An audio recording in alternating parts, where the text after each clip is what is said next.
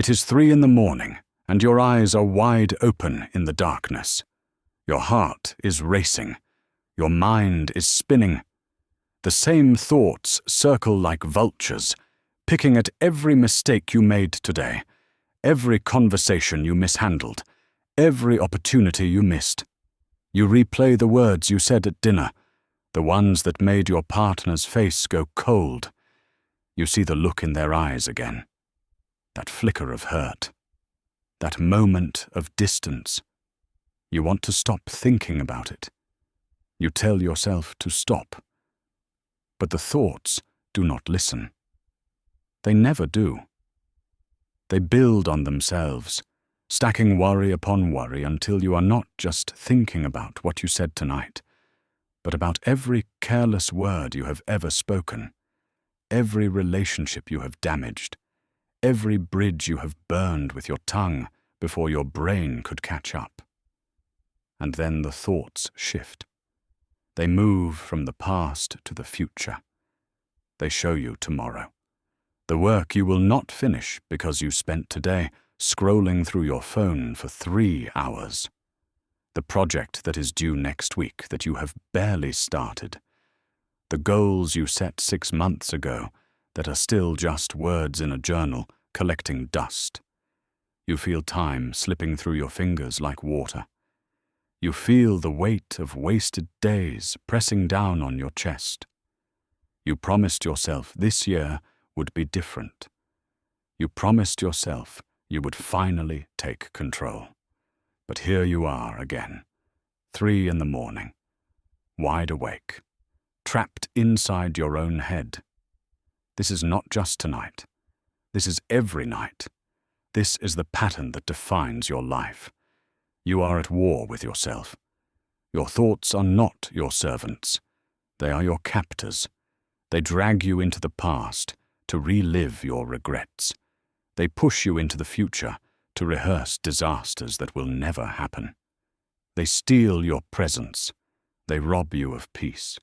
They convince you that the world is more dangerous than it is, that you are less capable than you are, that there is no way out of the maze they have built inside your skull. And while your thoughts spiral, your time disappears. You sit down to work, and 2 hours vanish into videos you will not remember watching.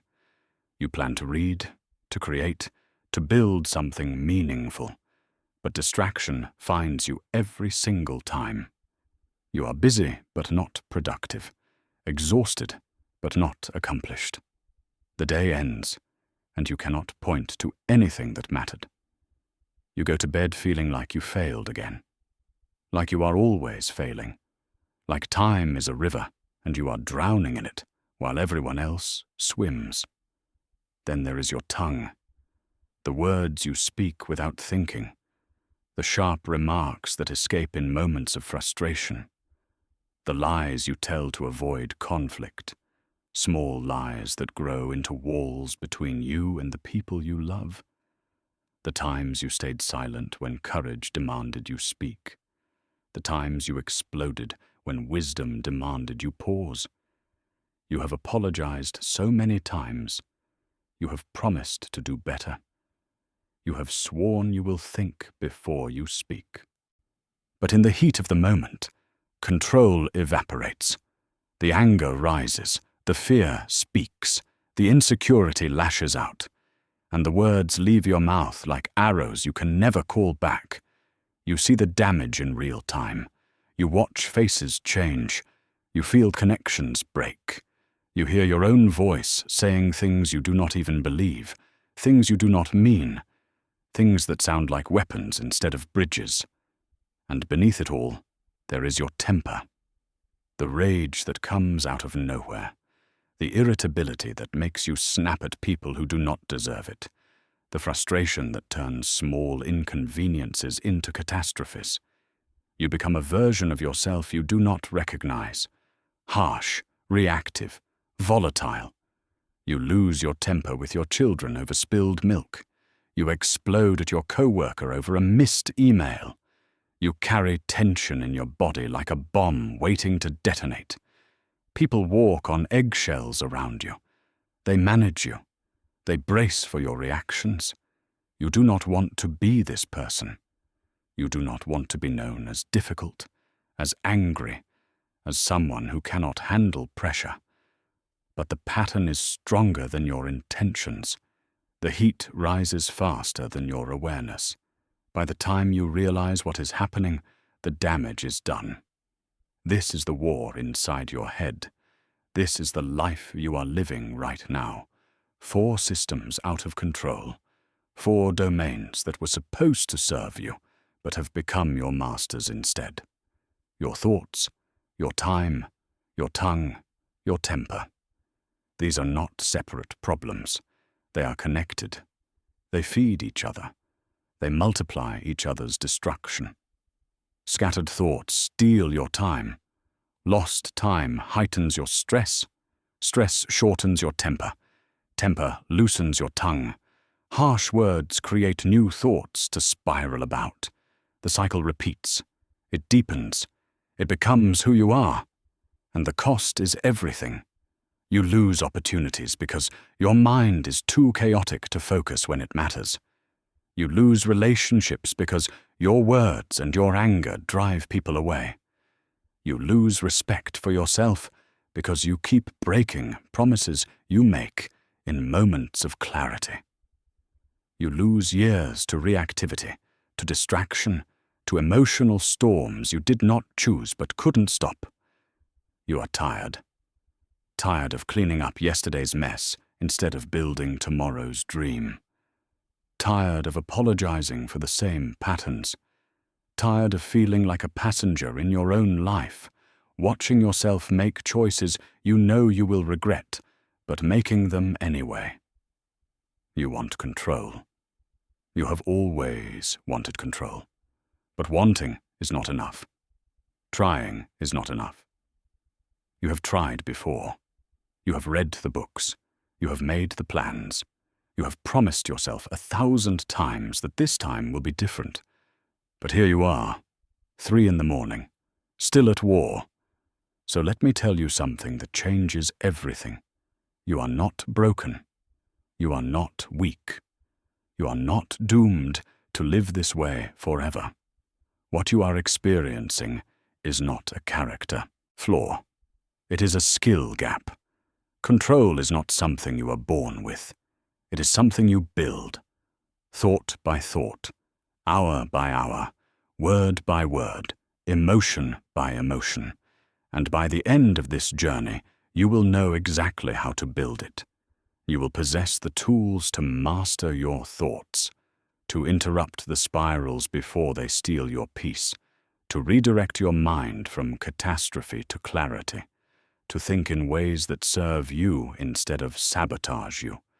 You will possess the tools to master your time, to reclaim the hours that vanish into distraction, to align your actions with your intentions, to build days that matter instead of days that disappear. You will possess the tools to master your tongue, to speak with precision and kindness even when emotions run high, to say what needs to be said without destroying what needs to be kept, to use your words as instruments of connection instead of weapons of separation. You will possess the tools to master your temper, to metabolize anger without suppressing it or exploding with it, to stay composed under pressure, to respond instead of react, to become someone people trust in any situation. This is not about perfection. You will still have hard days.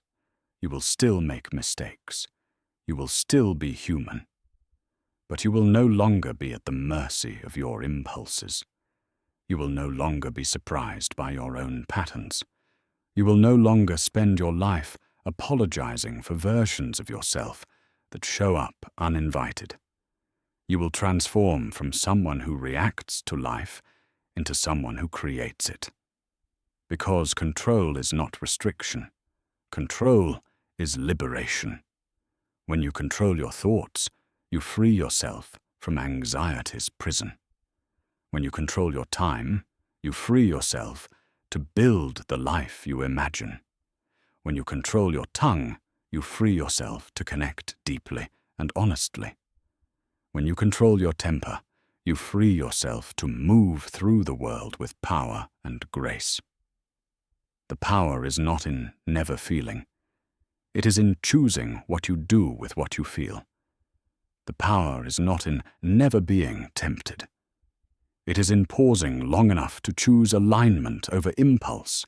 The power is in the gap, the space between stimulus and response, the 2 seconds that separate reaction from intention. And in that gap lives all of human freedom. Right now, that gap does not exist for you. The thought arrives, and you believe it. The distraction appears, and you follow it. The emotion rises, and you speak from it. The anger ignites, and you become it. But you are going to learn to create that gap, to widen it, to live inside it, to make it your home.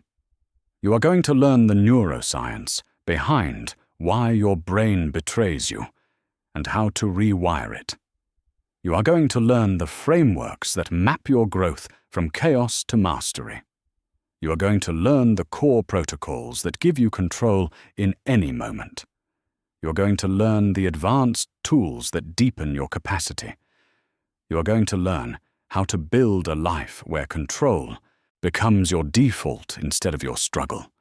And when the pressure comes, when life turns up the heat, when everything inside you wants to revert to the old patterns, you will have the skills to stay steady, to stay present, to stay powerful.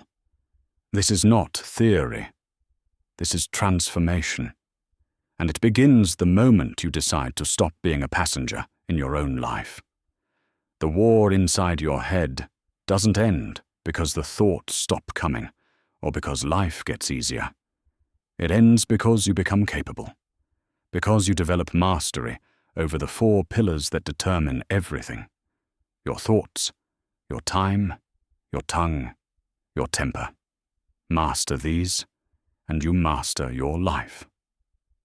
The journey starts now. You know what the struggle looks like, because you live it every single day. Let me show you what is really happening.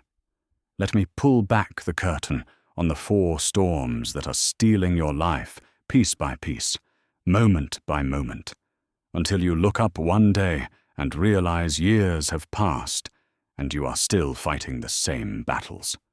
The first storm is in your mind. Your thoughts do not flow. They spiral. They loop. They trap you in mental prisons you did not even know you were building.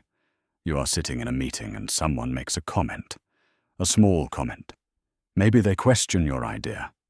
Maybe they do not even mean it as criticism, but your mind grabs it and runs. Within seconds, you are not listening to the meeting anymore. You are replaying the comment over and over. You are analyzing their tone. You are imagining what they really meant. You are constructing entire narratives about how they do not respect you, how they think you are incompetent, how everyone in the room probably agrees with them. The meeting ends. You go home. But the thought comes with you. That night, you replay the entire interaction. You think of the perfect thing you should have said. You rehearse the conversation that will never happen. You build arguments in your head. You win debates with people who are not even aware they are debating you. And this is just today's thought loop. Yesterday, you were replaying a conversation from last month. Last week, you were catastrophizing about something your partner said 3 years ago. Your mind is a museum of painful moments, and you are the curator who cannot stop giving tours. This is catastrophic thinking. This is your brain taking a single data point and constructing an entire world of suffering around it. Someone does not text back quickly, so they must be angry. Your boss schedules a meeting, so you must be getting fired. You feel a pain in your chest, so it must be a heart attack. Your mind does not wait for evidence. It does not pause for probability. It leaps directly to worst-case scenarios and then treats those scenarios as reality. You live in a constant state of anxiety, not because your life is falling apart, but because your thoughts convince you it is about to. And the mental energy this consumes is staggering. You are exhausted before the day begins, because you spent all night thinking about things that have not happened and probably never will. You cannot focus on what matters because your attention is fractured across 17 different worry spirals. You cannot be present with the people you love because you are trapped in conversations that happened 5 years ago or might happen 5 years from now. Your thoughts are supposed to serve you. They are supposed to help you solve problems, make plans, understand the world. Instead, they have become your tormentor. They betray you. They lie to you. They keep you small and scared and stuck. This is the first storm. The second storm is your time. You are busy. You are always busy. You wake up with a list of things to do, and you go to bed with that same list barely touched. You are in motion all day long, but when someone asks what you accomplished, you cannot point to anything that matters. The day starts with intention. You are going to write that proposal. You are going to make progress on that project. You are going to finally tackle the thing you have been avoiding for weeks. But first, you check your phone. Just for a minute. Just to see if anything urgent came in. 30 minutes disappear. You did not mean to scroll. You did not plan to watch those videos. You did not intend to fall down that rabbit hole of articles and comments and arguments with strangers about things that will not matter tomorrow. But here you are, time gone, intention forgotten. You pull yourself back. You sit down to work. You open the document. You stare at the blank page. And then you remember you need to check your email. You need to respond to that message. You need to handle this one small thing first. 2 hours vanish into tasks that feel urgent but are not important. By afternoon, you are tired. You tell yourself you will work better after a break. You scroll again. You snack. You reorganize your desk. You do everything except the thing that actually needs to be done. Evening arrives, and you feel the guilt settling in your chest like a stone. You promised yourself today would be different. You swore this morning that you would not waste another day. But here you are again. Another day gone. Another list of intentions unfulfilled. Another night of going to bed feeling like you failed. And the worst part is that you were busy. You were moving. You were doing things. But none of it mattered. None of it moved you closer to your goals. None of it built the life you say you want. This is the paradox of being constantly busy, yet accomplishing nothing. This is time slipping through your fingers while you watch it go. This is the growing gap between who you are and who you could be, widening with every wasted hour. You feel life passing you by. You feel opportunities closing. You feel your dreams growing quieter, more distant, more like fantasies than possibilities. And every wasted day feeds the next because the guilt and the shame drain your motivation. You avoid starting because you remember how many times you have failed to finish. You procrastinate because the gap between your intentions and your actions has become a chasm you do not believe you can cross. This is the second storm. The third storm is your tongue. You do not mean to hurt people. You do not wake up planning to say things you will regret. But the words come out anyway, fast and sharp and impossible to retrieve. You are arguing with someone you love. The conflict started small, but now it is escalating. You are not even sure what you are fighting about anymore. You just know you are angry. You just know you want them to understand. You want them to hurt the way you are hurting.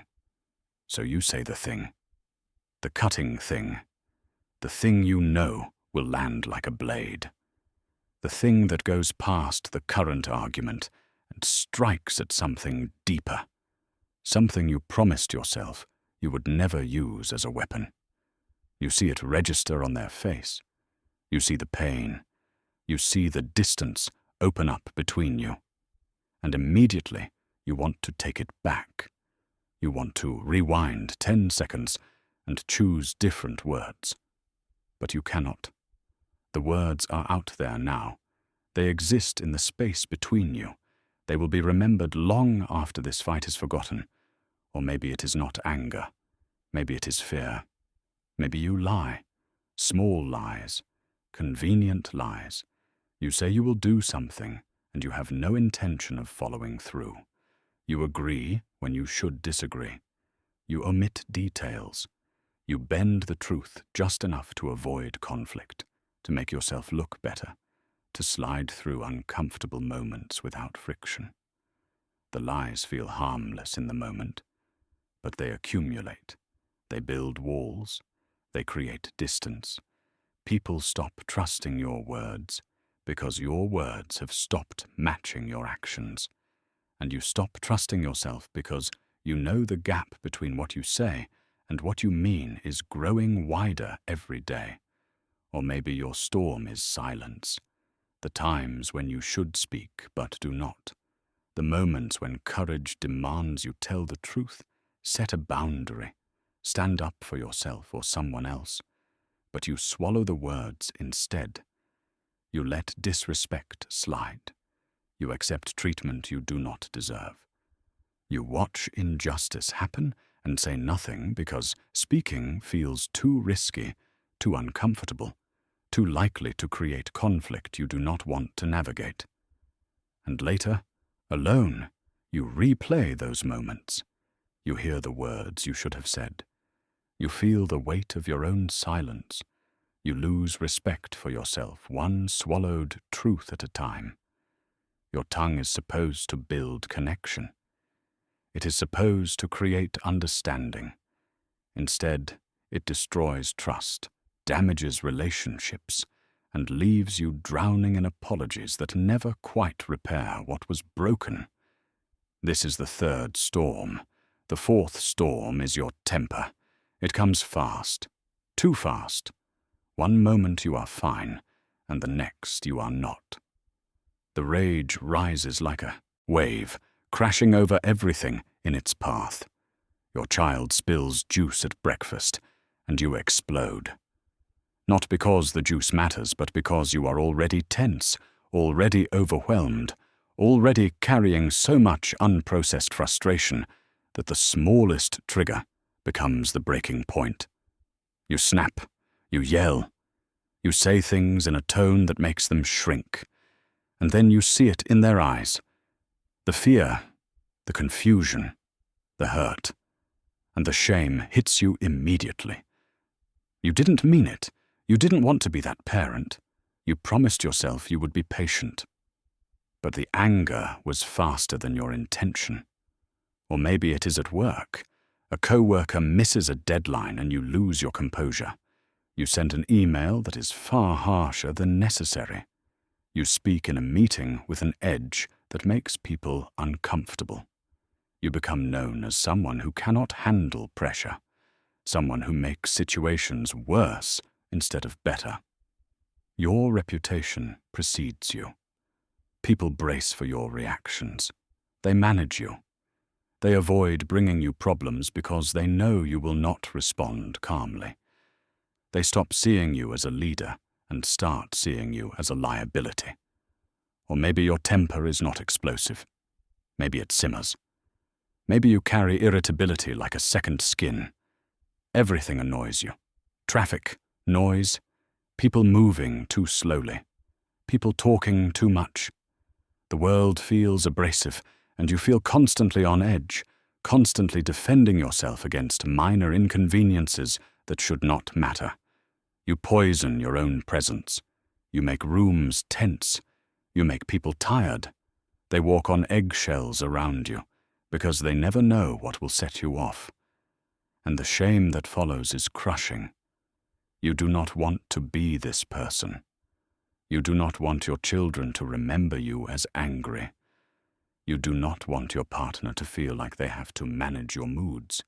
You do not want your co-workers to avoid you. But the pattern is stronger than your remorse. This is the fourth storm. And here is what makes these storms devastating. They do not stay separate. They feed each other. They multiply each other's destruction. Your scattered thoughts steal your time because a chaotic mind cannot focus. Lost time heightens your stress, and your stress shortens your temper. Your temper loosens your tongue, and you say things that create new thought spirals.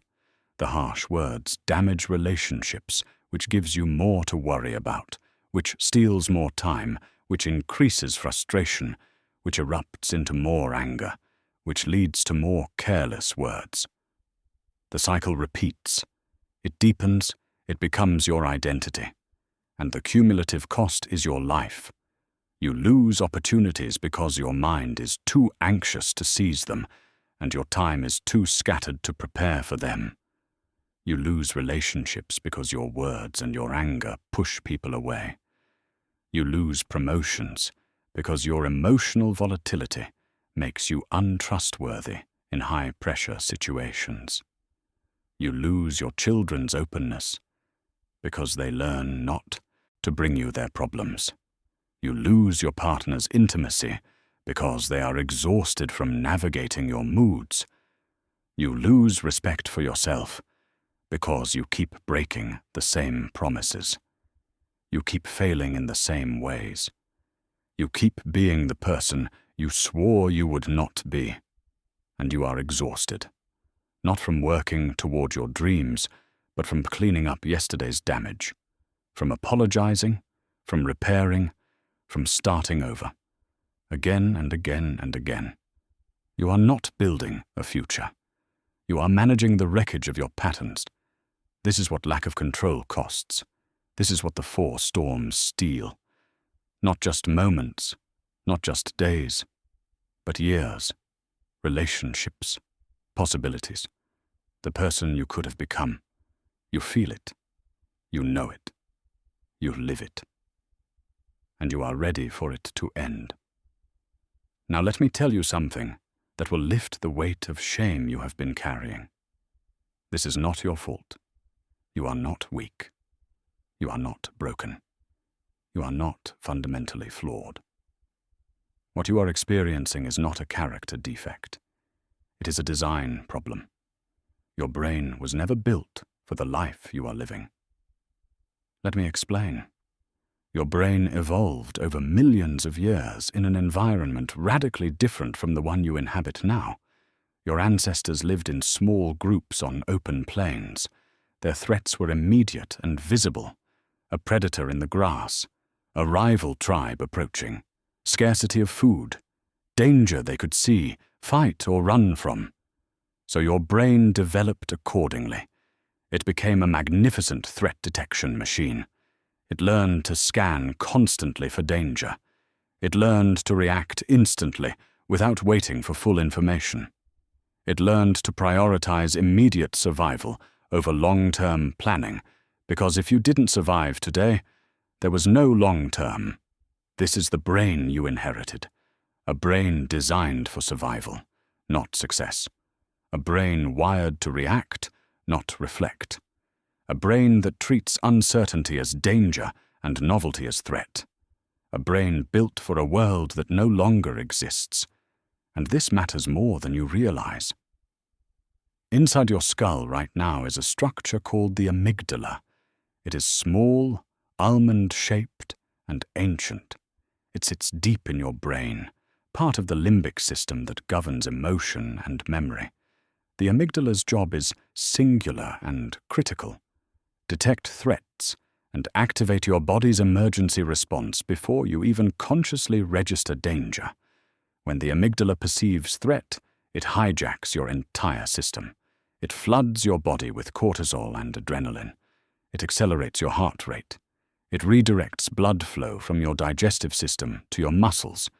It sharpens your vision and dulls your pain receptors. It prepares you to fight or flee. And here is the crucial part. It shuts down your prefrontal cortex.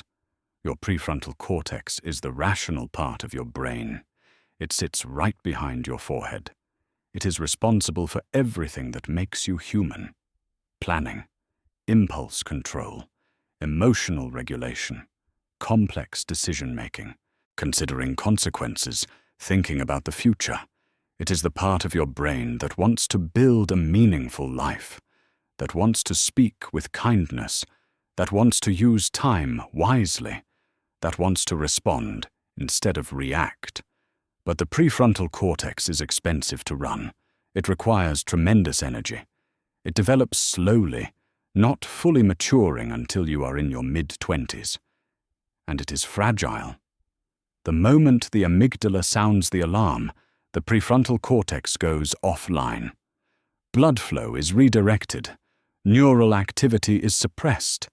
The rational brain is temporarily shut down because in a life or death situation, thinking slowly gets you killed. This system saved your ancestors. When a lion appeared, they did not need to think. They needed to run. The amygdala's speed kept them alive. But here is the problem. Your amygdala cannot tell the difference between a lion and an email. It cannot distinguish between a physical threat and a social one, between actual danger and perceived disrespect, between life or death situations and uncomfortable conversations. So when your boss questions your work, your amygdala activates. When you see a notification, your amygdala responds. When someone cuts you off in traffic, your amygdala hijacks your system. When you face uncertainty about the future, your amygdala treats it like an ambush. And every time the amygdala activates, your prefrontal cortex goes offline. The part of you that wants to pause, to choose, to respond wisely, is temporarily unavailable. This is why your thoughts spiral. This is why your temper explodes. This is why words escape your mouth before you can stop them. This is why you cannot focus on what matters. You are not lacking willpower. You are experiencing a neurological hijacking, and modern life makes this exponentially worse. Your ancestors faced threats occasionally, a predator, a storm, a conflict with another tribe, then long periods of relative calm. The nervous system could reset. The body could recover. You face threats constantly. Your phone buzzes, notification, your amygdala responds, email arrives, potential threat, news alerts, danger everywhere, social media, comparison, status anxiety. Someone has more, is doing better, looks happier. Threat, threat, threat. Your nervous system is trapped in a state of perpetual activation. You are running emergency protocols all day long. Your amygdala is constantly firing. Your prefrontal cortex is constantly suppressed. This is why you cannot think clearly. This is why you are exhausted even when you haven't done anything physically demanding. This is why your attention fractures so easily. Your brain is not broken. It is overwhelmed. Information overload exhausts your decision-making capacity. Every choice you make depletes a finite resource. What to wear, what to eat, which email to answer first, which task to prioritize. By noon, your decision-making reserves are drained, and your brain defaults to the path of least resistance, distraction, avoidance, reactivity. Speed culture punishes reflection. Everything demands an immediate response, immediate reply, immediate decision, immediate action. But wisdom requires time, Thoughtfulness requires space. Your prefrontal cortex needs a moment to come online, to process, to choose well. Modern life does not give you that moment. Constant notifications fragment your attention. Every ping, every buzz, every alert pulls you out of depth and into shallowness. You never get into flow. You never achieve focus. You live in a state of continuous partial attention where nothing ever gets your full presence. Social comparison triggers your threat response. Your brain perceives status loss as danger.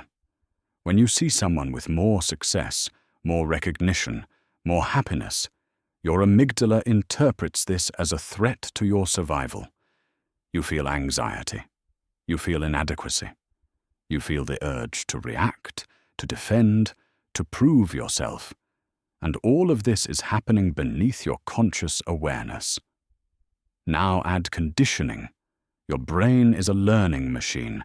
It wires itself based on repetition. Every time you react a certain way, you strengthen that neural pathway. Every time you spiral into anxious thoughts, you make that spiral easier to access a next time. Every time you lose your temper, you make that reaction more automatic. Every time you speak without thinking, you reinforce that pattern.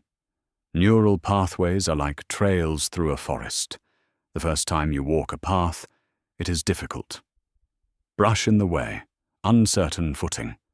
But walk it again and again, and it becomes a highway. Clear, easy, automatic. This is how reactivity becomes your default. You learned these patterns young. Your childhood environment shaped your emotional regulation capacity in ways you are still discovering. If you grew up in chaos, your nervous system learned to stay vigilant. If you grew up with unpredictability, your brain learned to scan constantly for threat. If you grew up with criticism, you learned to interpret ambiguity as danger. If you grew up with emotional volatility around you, you learned that explosions are normal, that feelings are too big to manage, that control is not possible. This is not blame. This is biology. Trauma rewires the baseline nervous system. Chronic stress changes the structure of your brain. Your amygdala becomes more sensitive. Your prefrontal cortex becomes less active. Your threat detection system gets tuned to detect danger, even when danger is not present. You are not reliving your childhood consciously. You are carrying its imprint in your nervous system. And here is how it all connects. Unmanaged thoughts create cognitive load. Your mind is constantly running, processing, worrying, replaying, rehearsing. This activity consumes massive amounts of mental energy. It drains your prefrontal cortex. When your prefrontal cortex is depleted, you lose access to executive function. Planning breaks down. Time management becomes impossible. You cannot resist distraction because resistance requires energy you no longer have. Lost time increases stress. Stress activates the amygdala. The amygdala suppresses the prefrontal cortex further. Now you have even less impulse control. So your temper gets shorter. Your emotional regulation fails. You snap. You explode. You say things you do not mean because the part of your brain that stops harmful words from escaping is offline. Those harsh words damage relationships. Damaged relationships create new anxious thoughts. The thoughts spiral. The cycle repeats. This is not 4 separate problems. This is one system failing in 4 connected ways. Your thoughts, your time, your tongue, your temper. They are all expressions of the same root issue, a brain designed for an ancient world, overwhelmed by a modern one. You are running outdated software in an environment that demands constant upgrades. Your operating system was built for scarcity, simplicity, and immediate physical threats. You are living in abundance, complexity, and constant psychological pressure. The mismatch is the problem, not you. Understanding this changes everything. This is not about what is wrong with you. This is about what you can learn. You cannot change your evolutionary inheritance. You cannot uninstall the amygdala. You cannot delete the ancient parts of your brain that prioritize survival over success. But you can learn to work with your biology instead of against it. You can learn to recognize when the amygdala has been activated. You can learn to create space before it fully hijacks your system. You can learn to strengthen your prefrontal cortex through practice. You can learn to manage cognitive load so you preserve decision-making energy. You can learn to design your environment to reduce threat activation. You can learn to rewire the pathways, to build new highways, to make intentional responses as automatic as reactive ones used to be. This is not a character transformation. This is skill development. Your brain is plastic. It changes based on what you practice. It adapts based on what you repeat. The same mechanism that locked you into reactivity can lock you into intentionality. But first, you had to understand the mechanism. You had to see that the war inside your head is not personal. It is biological. It is ancient circuitry meeting modern complexity. The shame you have been carrying was based on a false belief, the belief that you should be able to control these things through sheer willpower, the belief that other people do not struggle the way you struggle, the belief that something fundamental is wrong with you. None of that is true. Everyone has the same basic brain architecture. Everyone has an amygdala that overreacts. Everyone has a prefrontal cortex that goes offline under pressure. Everyone is fighting a version of this same war. The difference is not in the wiring. The difference is in the training. Some people learned emotional regulation skills early. Some people grew up in environments that taught them how to manage their nervous systems. Some people stumbled into practices that strengthened their prefrontal cortex without even knowing what they were doing. But most people are exactly where you are. Struggling, reactive, overwhelmed, wondering why they cannot seem to get control. And now you know why. Not because you are broken, but because you are human. Because you inherited an ancient brain that is doing exactly what it was designed to do in a world it was never designed for. The question is no longer what is wrong with you. The question is, what are you going to do about it? And the answer is coming.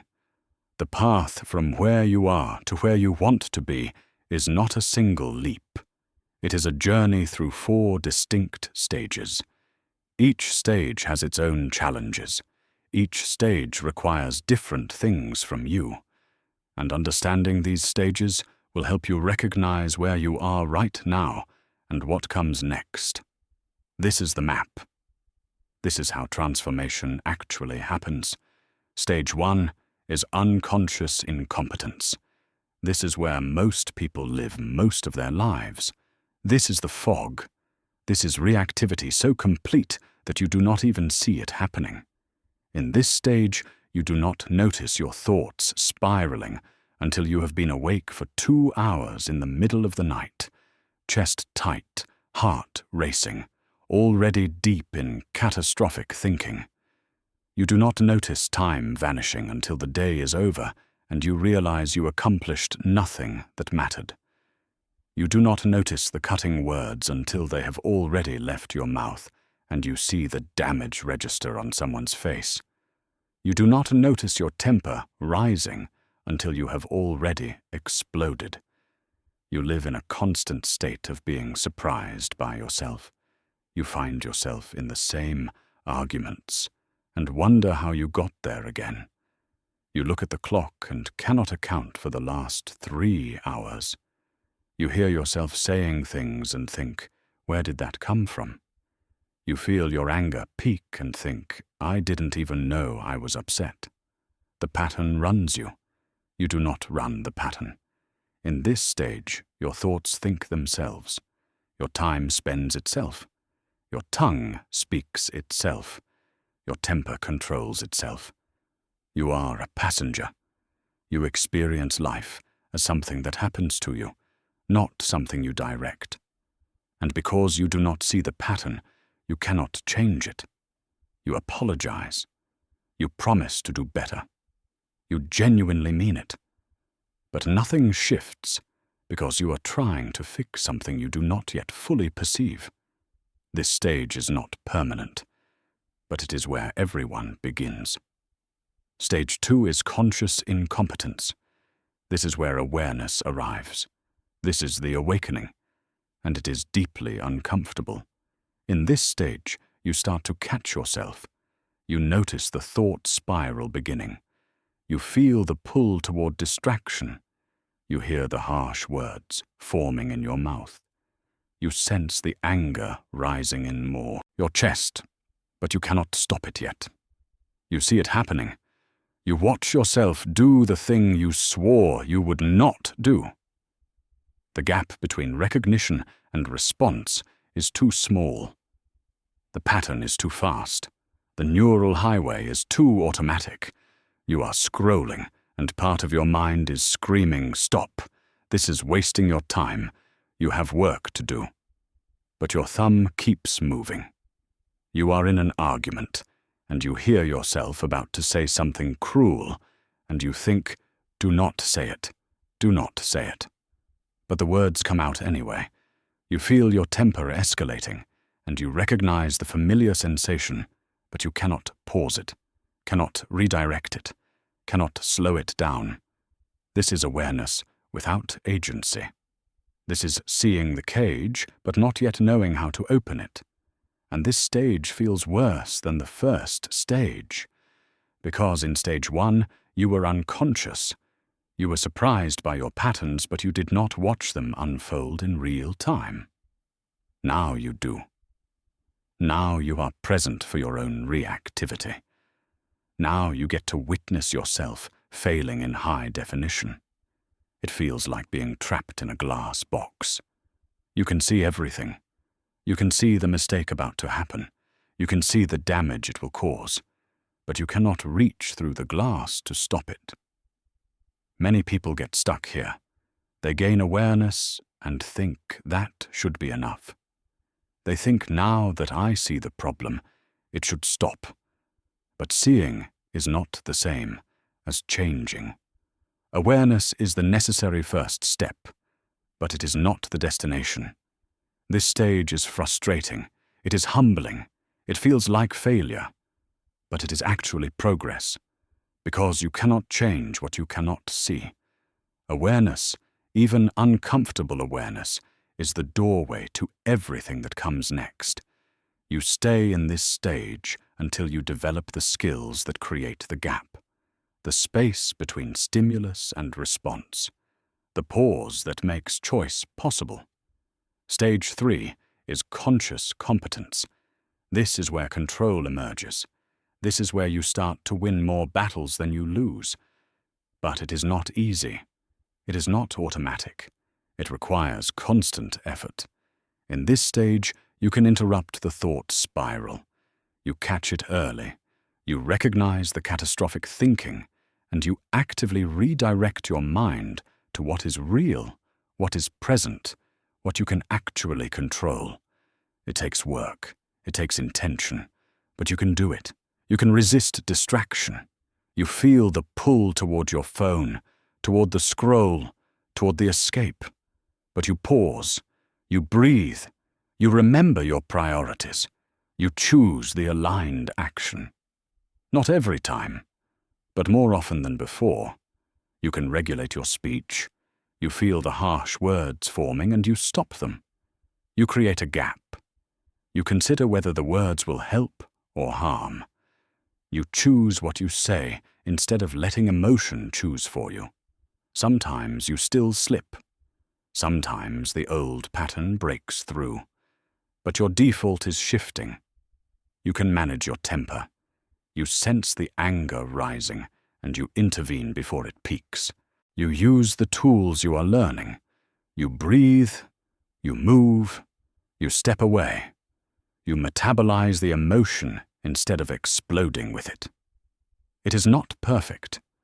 There are still moments when you lose composure, but they are becoming the exception instead of the rule. This is the manual transmission stage. You are driving, you are in control, but you have to think about every shift. You have to monitor constantly. You have to stay vigilant, because the moment you relax, the old pattern tries to reassert itself. This stage is exhausting. It requires continuous attention. You are using your prefrontal cortex at full capacity. You are making deliberate choices all day long. Each pause takes energy. Each redirection takes effort. Each moment of regulation depletes your reserves. But you are making progress. Real progress. You can see the difference in your life. Your relationships are improving because you are speaking more carefully. Your work is advancing because you are managing your time with more intention. Your stress is decreasing because you are catching spirals before they consume you. Your reputation is shifting because you are responding instead of reacting. People notice. They comment. They say you seem different, calmer, more present. And you are. But you also know how much work it is taking, how much energy, how exhausting it is to constantly self-monitor. You wonder if you will have to do this forever. You wonder if it will ever get easier. And the answer is yes, it will. Because stage 3 is not the end. Stage 4 is unconscious competence. This is mastery. This is when the new patterns become automatic. This is when control stops being something you do and becomes something you are. In this stage, your default setting has changed. You no longer have to fight your thoughts, because your thoughts have been retrained. They still arise, but they do not spiral. They do not catastrophize. Your mind has learned to observe without attaching, to notice without believing, to think without suffering. Your time manages itself through systems you have built. You do not have to resist distraction, because distraction no longer calls to you the way it used to. Your environment supports your goals. Your routines carry you forward. You are productive not through willpower, but through structure.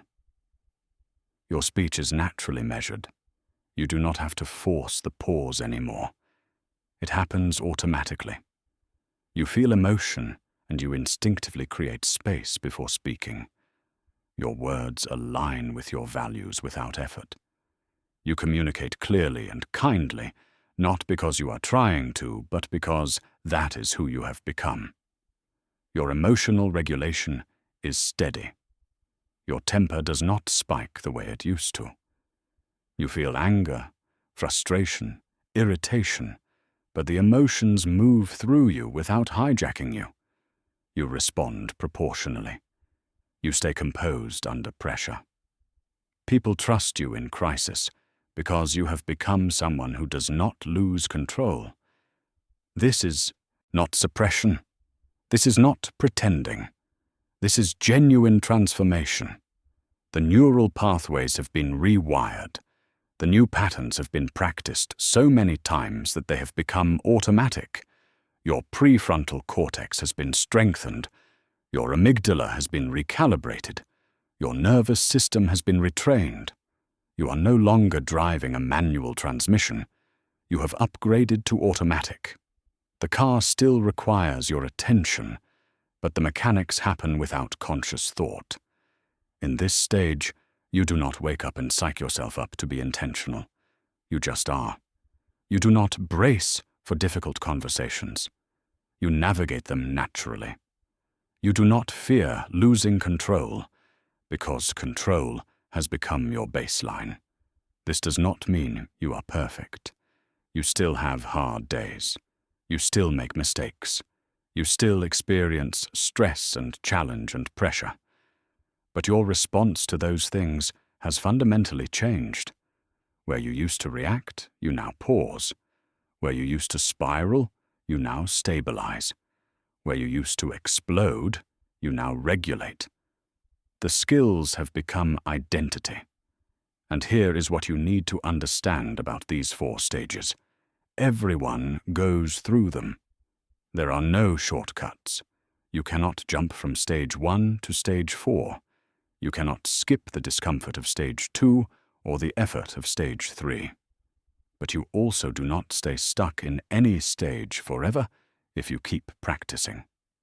Stage 1 ends when you develop awareness, when you start paying attention, when you begin to see the patterns that used to run invisibly. Stage 2 ends when you develop skills, when you learn the tools that create the gap, when you practice the pause enough times that it starts to work. Stage 3 ends when you develop consistency, when the repetition has built new neural highways, when the effort becomes less effortful, when what was once hard becomes easier, and what was once conscious becomes automatic. The timeline is different for everyone. Some people move through the stages quickly. Some people take years. It depends on your starting point, your environment, your commitment, your support systems, your biology, your history. But the direction is always the same. From unconscious to conscious, from incompetent to competent, from effort to ease, from reaction to creation. Right now, you are somewhere on this map. Maybe you are still in stage 1, just beginning to wake up to your patterns. Maybe you are in stage 2, aware but struggling to intervene. Maybe you are in stage 3, winning some battles, but exhausted from the constant effort. Wherever you are, it is exactly where you need to be. Because you cannot skip steps. You can only take the next one. And the next step is learning the tools, the methods, the specific techniques that create the gap and build the skills and transform reaction into response. That is what comes next. The tools you need are simpler than you think. But simple does not mean easy. What I am about to teach you is the foundation of everything. Master this, and you master yourself. It is called the pause protocol, and it works across all 4 domains because it addresses the root issue, the gap between stimulus and response. There is a moment, a brief moment, between the thing that happens and your reaction to it, between the trigger and the spiral, between the urge and the action, between the emotion and the words, between the provocation and the explosion. That moment is almost invisible right now. It happens so fast you do not even know it exists. The thought arrives, and you believe it. The distraction appears, and you follow it. The emotion rises, and you speak from it.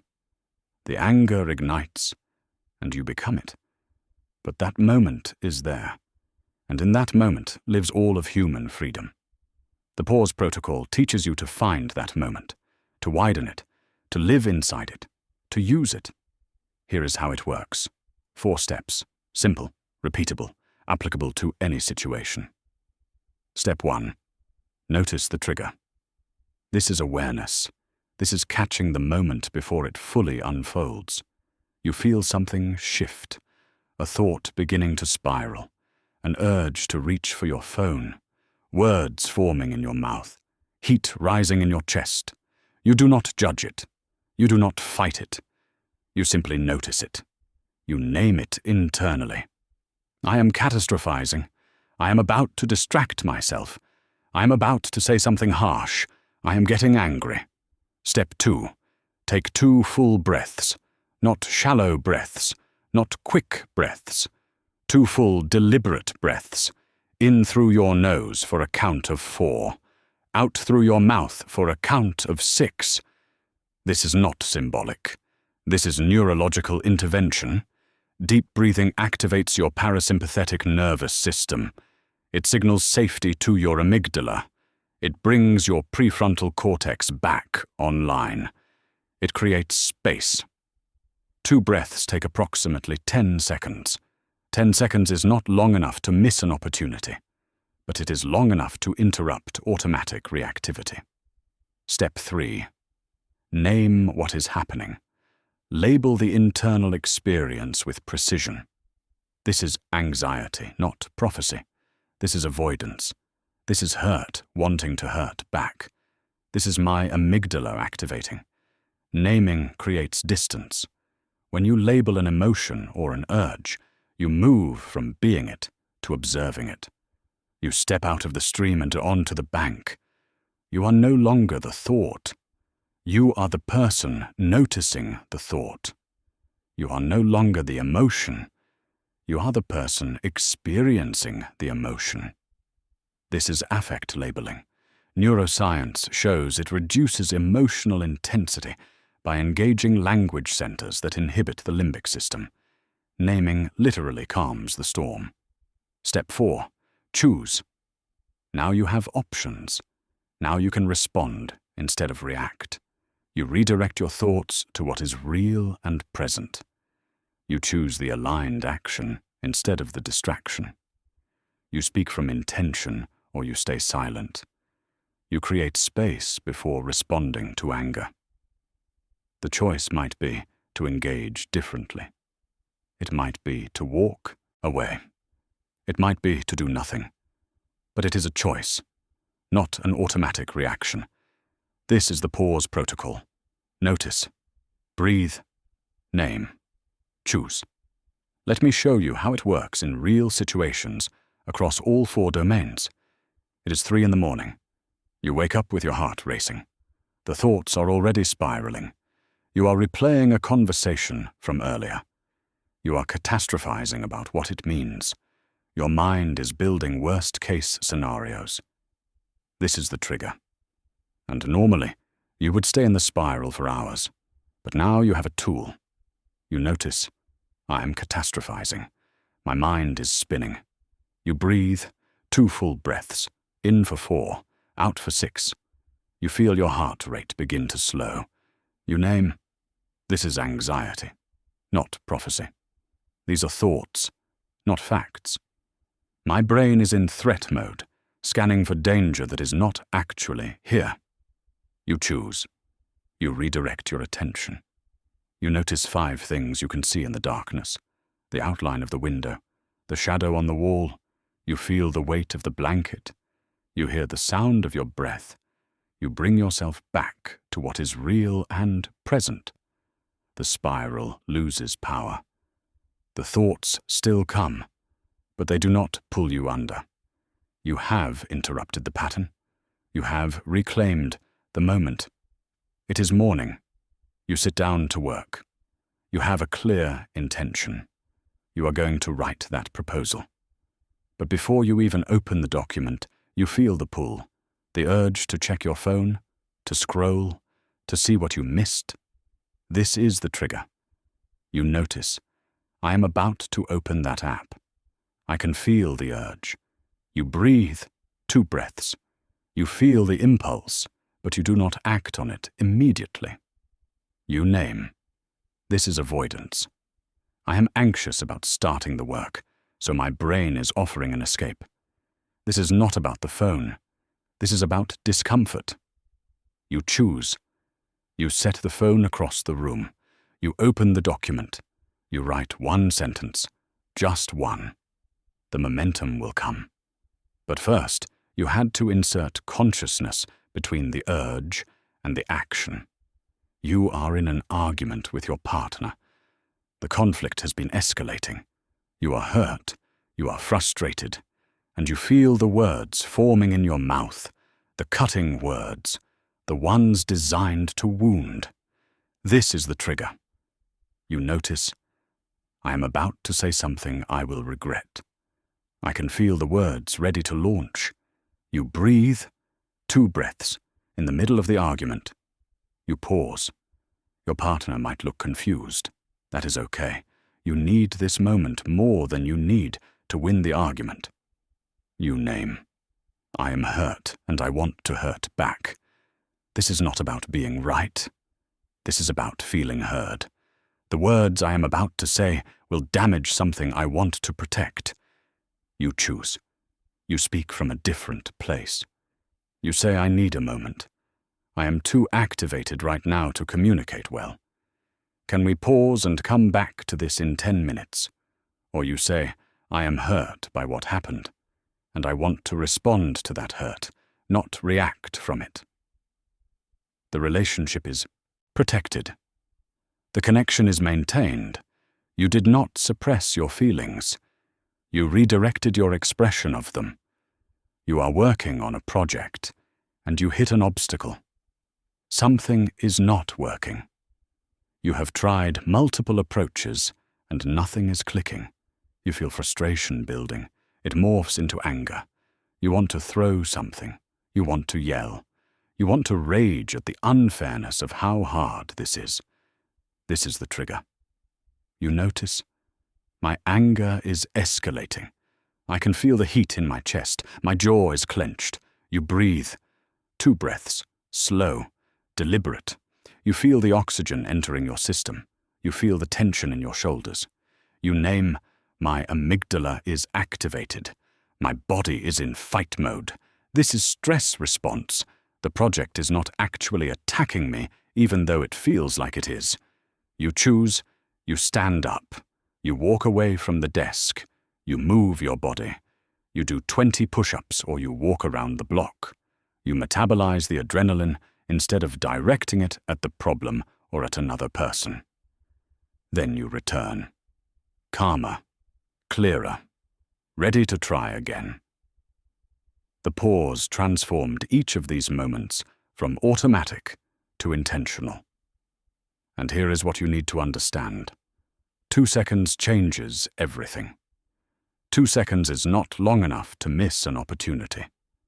If someone asks you a question, pausing for 2 breaths before answering does not make you seem slow. It makes you seem thoughtful. 2 seconds is not long enough to lose momentum. If you are about to start a task, pausing before reaching for distraction does not derail your day. It protects it. 2 seconds is not long enough to damage a relationship. If you pause before speaking in an argument, it does not make you seem weak. It makes you seem wise. But 2 seconds is long enough to reclaim agency, long enough to interrupt a neural pathway, long enough to bring your prefrontal cortex back online, long enough to remember who you want to be. This is not suppression. You are not stuffing emotions down. You are not pretending the urges do not exist. You are not avoiding your feelings. This is insertion. You are inserting consciousness between impulse and action. You are creating the space where choice becomes possible. Without the pause, you are mechanical. Stimulus triggers response. Thought triggers spiral.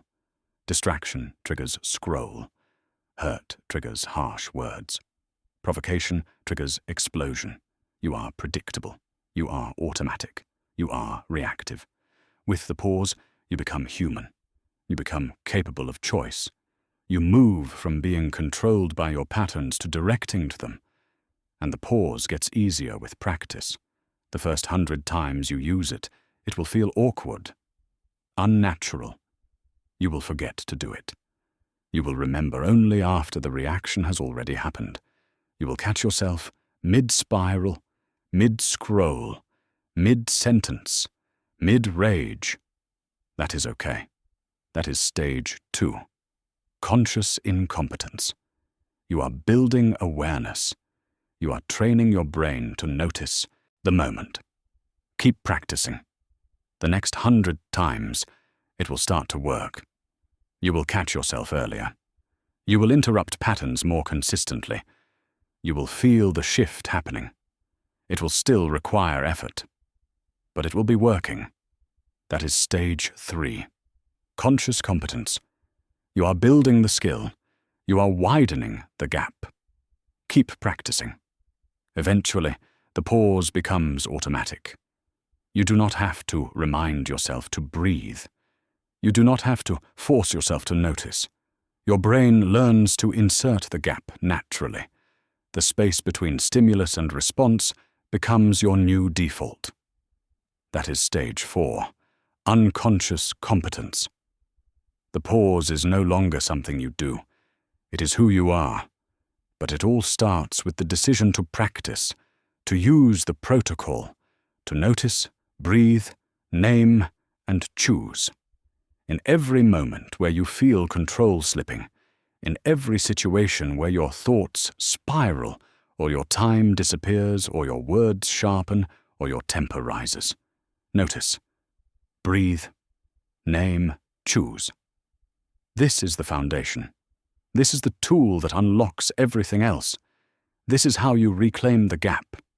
This is how you transform from reactive to intentional. This is how you stop being hijacked by your own brain. 2 seconds, 4 steps, infinite applications. The pause protocol is not the only tool you will need, but it is the first tool, the essential tool, the one that makes all the others possible. Master this, and you are no longer at the mercy of your impulses. You become the author of your responses. You become the director of your life. The revolution does not require hours of meditation or years of therapy or perfect conditions. It requires 2 seconds of consciousness inserted into the moments that matter most, and those moments are everywhere, waiting for you, ready to be transformed. The pause protocol is your foundation. But mastery requires more than one tool. You need an arsenal, a collection of techniques that work together, that reinforce each other, that give you options when one approach is not enough. Think of these as layers of defense. When one fails, another is ready. When one technique does not fit the situation, another does. You are building redundancy into your system so that control becomes inevitable instead of fragile. Let me give you the advanced tools, but understand this first. Do not try to use all of them at once. Master one before adding the next. Integration happens gradually. Neural rewiring happens through repetition, not revelation. Start where you struggle most. Pick one tool, practice it for 2 weeks until it starts to feel natural. Then add another. Build your arsenal 1 weapon at a time. For your thoughts, you need 3 additional tools beyond the pause. First, cognitive diffusion. This is the practice of observing thoughts as events rather than truths. Your mind produces thoughts the way your heart produces beats, constantly, automatically. And not all of them are accurate or helpful. Right now, you probably relate to your thoughts as facts. When your mind says you are going to fail, you believe you are going to fail. When it says everyone thinks you are incompetent, you accept that as reality. When it catastrophizes, you live in the catastrophe. Cognitive diffusion teaches you to step back, to see thoughts as mental events, to add distance between you and the narrative your mind is spinning. Here is how you practice it. When a thought arises, you label it differently. Instead of "I am going to fail," you think "I am having the thought that I am going to fail." Instead of "everyone hates me," you think "my mind is telling me the story that everyone hates me." This small shift creates enormous space. You move from being the thought to noticing the thought. You move from fusion to diffusion. The thought still exists, but it no longer controls you. Second, thought scheduling. Your mind wants to worry. It believes worry is productive. It believes that if it rehearses every possible disaster, you will be prepared. But worry does not prepare you. It exhausts you. So you give your mind a contained time to worry. You schedule it. 15 minutes. Same time every day. You sit down with a notebook and you let your mind go. You write every worry, every fear, every catastrophic scenario. You let it all out. Then when the 15 minutes end, you close the notebook. You tell your mind we are done worrying for today. We will pick this up again tomorrow at the same time. And here is what happens. When a worry thought arises at 10 in the morning, you notice it and you say, "Not now. We have time scheduled for this later." Your mind learns containment. It learns that worry has a place and a time, and that place is not everywhere all the time. Third, the replacement principle. When you remove a negative pattern, you must immediately install a positive one. Nature abhors a vacuum. If you stop catastrophizing but do not replace it with anything, your mind will default back to catastrophizing, because that is the established neural pathway. So when you catch a negative thought spiral, you do not just stop it. You redirect it. You replace it with something intentional, a mantra, a question, a memory, a truth. When your mind says you are failing, you replace it with "I am learning." When it says everyone judges you, you replace it with "I cannot control what others think, only how I show up." When it spirals into worst-case scenarios, you replace it with what is actually true right now in this moment. The replacement does not have to be positive affirmations. It just has to be intentional. You are training your mind to travel new paths instead of the old destructive ones. For your time, you need 3 additional tools beyond the pause. First, time blocking. This is assigning specific hours to specific outcomes, not tasks. Outcomes. You do not block time for checking email. You block time for client communication.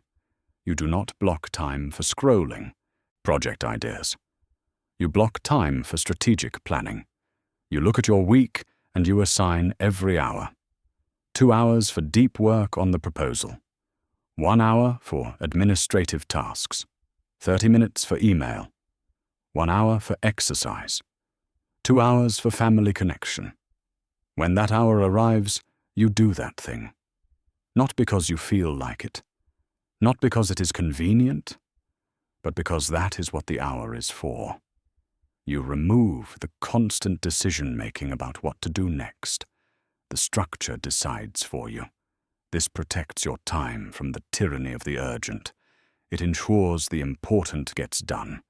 It creates boundaries around distraction, because distraction does not have a scheduled time. Second, the energy map. Not all hours are equal. Your mental capacity fluctuates throughout the day. For most people, focus peaks in the morning, dips after lunch, and rises slightly in late afternoon before declining in the evening. You map your energy. You track when you are sharpest, when you are most creative, when you can handle complexity, when you need routine tasks. Then you schedule accordingly. Your most demanding work goes in your peak hours. Your administrative tasks go in your low-energy periods. You stop fighting your biology. You work with it. This means you accomplish more with less effort. You stop wasting your best hours on things that do not require your best thinking. You protect your cognitive resources for what matters most. Third, the evening audit. Every night, 10 minutes. You review where your time actually went, not where you planned for it to go, where it went. You ask 3 questions. What did I accomplish that moved me forward? What did I waste time on? What will I do differently tomorrow? You write it down. You track patterns. You notice when distraction wins. You notice when focus wins. You use the data to adjust tomorrow's plan. This creates a feedback loop. You are not just planning blindly. You are learning from your own behavior. You are adjusting based on reality instead of intention. For your tongue, you need 3 additional tools beyond the pause. First, pre-commitment phrases. These are sentences you prepare in advance for moments when you need time to think but feel pressure to respond immediately. Let me think about that and get back to you. I need a moment to process before I answer. Can we revisit this conversation when I have had time to reflect? You memorize these phrases. You practice them until they are automatic. Then, when someone asks you something triggering, when a conversation heats up, when you feel words forming that you might regret, you deploy a pre-commitment phrase. It buys you time. It creates space. It prevents you from speaking reactively while still keeping you engaged in the conversation. Second, the clarity filter. Before you speak, especially in emotional situations, you ask 3 questions. Is it true? Is it kind? Is it necessary? If the answer to all 3 is yes, you speak. If even one answer is no, you reconsider. Maybe you stay silent. Maybe you rephrase. Maybe you wait. This is not about suppressing honesty. Truth can be delivered kindly. Necessary things can be said with care. But often, what we want to say is not actually true. It is interpretation. It is not kind, it is cruel. It is not necessary, it is ego. The filter protects you from yourself. It protects others from your unprocessed emotions, masquerading as communication. Third, repair protocols. You will still make mistakes. You will still say things you regret. So you need to know how to repair the damage quickly and effectively. A genuine apology has 3 parts. Acknowledgement. I said something hurtful, and I see that it hurt you. Ownership. That was my reactivity, not your fault. Commitment. I am working on pausing before I speak, and I will do better. No justifications. No, but you also. No minimizing. Clean acknowledgement. Clean ownership. Clean commitment. Then you follow through. You actually work on the pattern. You actually practice the pause. Your apology is proven by changed behavior, not just words. For your temper, you need 3 additional tools beyond the pause. First, the physical discharge method. Anger creates adrenaline. Adrenaline prepares your body for action. If you do not give it action, it stays in your system, keeping you activated, making the next trigger more explosive. So you move. When you feel anger rising, you move your body. Push-ups, a fast walk, jumping jacks. You give the adrenaline somewhere to go. You metabolize it through movement instead of words or actions you will regret. This is not suppression. This is completion. You are completing the physiological cycle that anger initiated. Your body calms because the energy has been discharged. Second, the reframing technique. Anger is often built on a narrative. Someone disrespected you. Someone is being unfair. Someone is attacking you. The narrative feels true. It feels obvious. But it is only one interpretation. When anger rises, you ask, what else could this mean? You force yourself to generate alternative explanations. Maybe they are not disrespecting you. Maybe they are stressed and it is coming out sideways. Maybe they are not being unfair. Maybe they do not have all the information. Maybe they are not attacking you. Maybe they are defending themselves. You do not have to believe the alternative explanations. You just have to consider them. This interrupts the anger narrative. It introduces doubt, and doubt creates space. Space creates choice. Third, the values anchor. In heated moments, you forget who you want to be. You forget your values. You become the anger. So you prepare an anchor in advance. You identify your core value. Maybe it is integrity. Maybe it is compassion. Maybe it is self-control. You write it down. You memorize it. You practice connecting to it in calm moments. Then when the heat rises, you ask, does exploding right now align with who I want to be. You reconnect to the value. You anchor yourself to something larger than the momentary emotion. This does not make the anger disappear, but it reminds you that you are more than your anger. You have a choice about what you do with it. These tools work together. They create redundancy. They reinforce each other. When your thoughts spiral, you use cognitive diffusion to observe them, thought scheduling to contain them, and the replacement principle to redirect them. When one does not work, another does. When your time disappears, you use time blocking to structure it, the energy map to optimize it, and the evening audit to learn from it. The system protects you even when willpower fails. When your tongue threatens to wound, you use pre-commitment phrases to delay, the clarity filter to evaluate, and repair protocols to restore. You have options at every stage. When your temper rises, you use physical discharge to metabolize it, reframing to diffuse it, and values anchors to guide it. The anger does not control you because you have multiple pathways to regulation. The goal is not perfection. The goal is not to deploy all tools all the time. The goal is to build a flexible repertoire that meets any situation. Some days the pause is enough. Some days you need the full arsenal. You learn through practice which tools work best for you in which situations, and you celebrate small victories. Every time you catch a thought before it spirals. Every hour you protect from distraction. Every sentence you pause before speaking. Every moment you choose regulation over explosion. These are not small things. These are neural pathways being rewritten. These are patterns being interrupted. These are victories. Mastery is built one repetition at a time. Not through revelation, but through practice. Not through perfect execution, but through persistent effort. You now have the arsenal. The question is whether you will use it. Tools are essential, but tools alone are not enough. You cannot rely on willpower forever.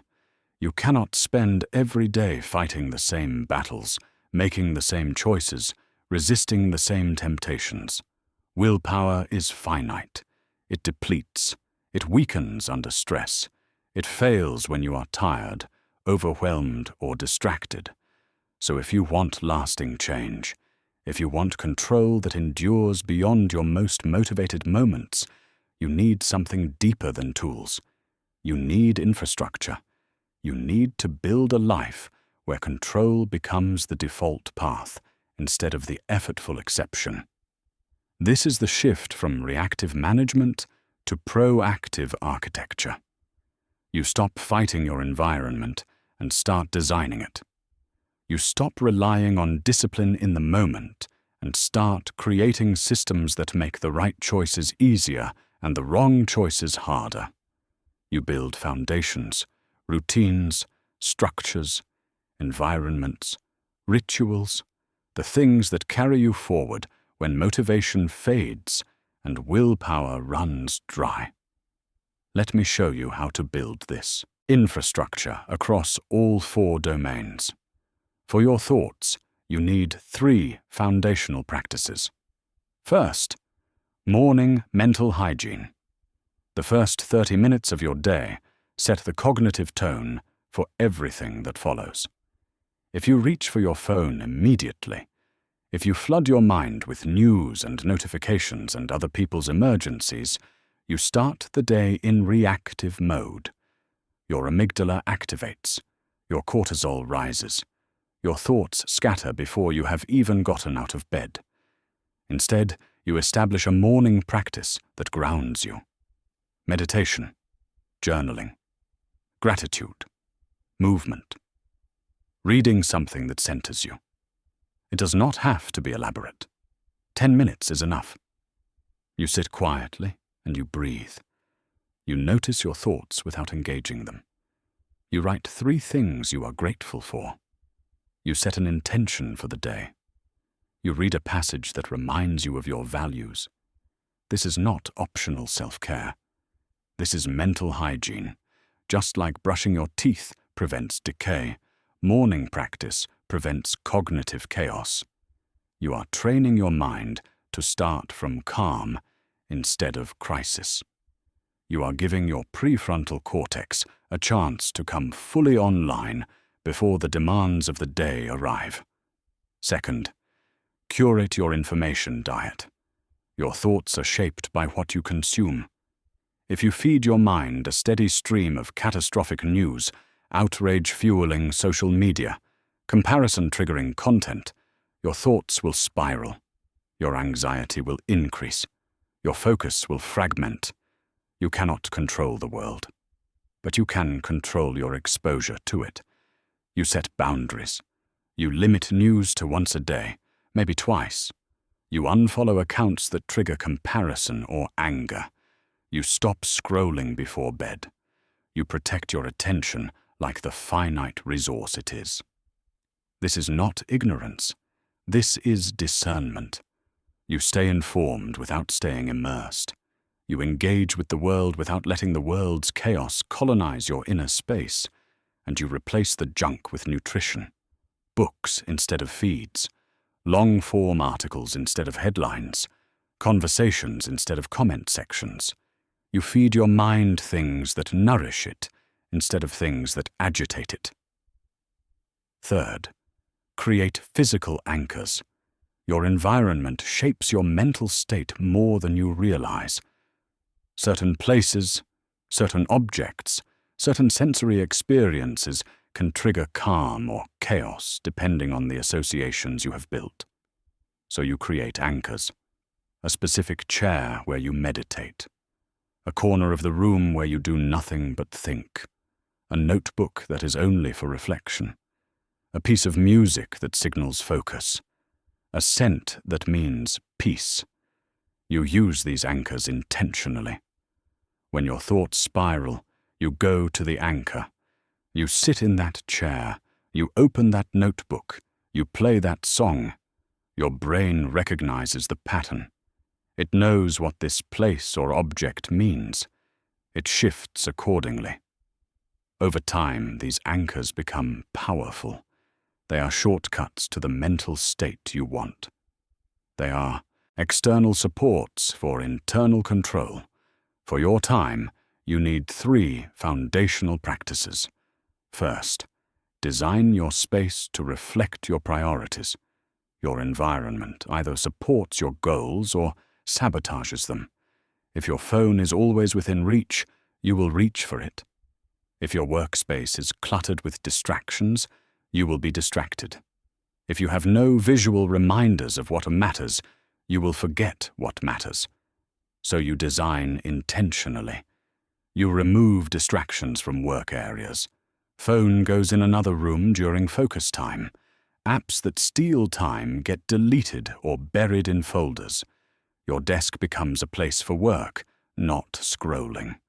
And you add reminders, a whiteboard with your monthly goals, a photo of someone you are building this life for, a quote that grounds you, a progress tracker that shows how far you have come. Your space becomes an ally. It nudges you toward the behaviors you want and away from the ones you are trying to break. Second, implement the weekly review. Every week, 1 hour, sacred time. You sit down and you assess. You look at what you accomplished, what you avoided, where your time actually went versus where you planned for it to go. You ask questions. What worked this week? What did not? What patterns am I noticing? What needs to adjust? What is one thing I can improve next week? You plan the week ahead. Not just tasks, outcomes. What do I want to accomplish? What deserves my best energy? What can wait? What needs to be protected from distraction? This creates continuity. You are not starting from scratch every Monday. You are building on what you learned last week. You are iterating. You are getting smarter about how you use your time. Third, protect transition rituals.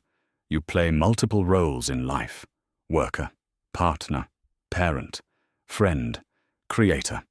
Each role requires a different mental state.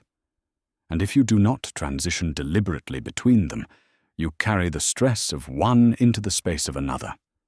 So you create rituals, small practices that signal to your brain that you are shifting contexts. When you finish work, you take a 5-minute walk before entering your home. When you start work, you make tea and review your intentions. When you move from one project to another, you stand up and stretch. These rituals create boundaries. They prevent work stress from bleeding into family time. They prevent morning chaos from hijacking afternoon focus. They help you show up fully for each role instead of being mentally absent, because part of you is still in the last context. For your tongue, you need 3 foundational practices. First, practice reflective listening daily. Most people do not listen. They wait for their turn to talk. They formulate responses while the other person is still speaking. They hear words but miss meaning. You train yourself differently. Every day, in at least one conversation, you practice truly listening. You focus entirely on understanding, not responding. You let the person finish completely. You reflect back what you heard before you offer your own thoughts. This builds a skill that transforms communication. When you actually hear people, your responses become more measured, more relevant, more kind. You speak less from assumption and more from understanding. And the practice changes how you relate to your own speech. You become more aware of when you are speaking to connect versus when you are speaking to dominate, defend, or distract.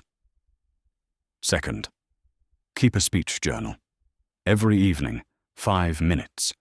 You review your day through the lens of your words. You write down moments when your speech aligned with your values and moments when it did not. When did I speak with intention? When did I react? When did I say something I regret? When did I stay silent when I should have spoken? What was I feeling in those moments? This creates accountability. You cannot hide from your patterns when you are tracking them daily.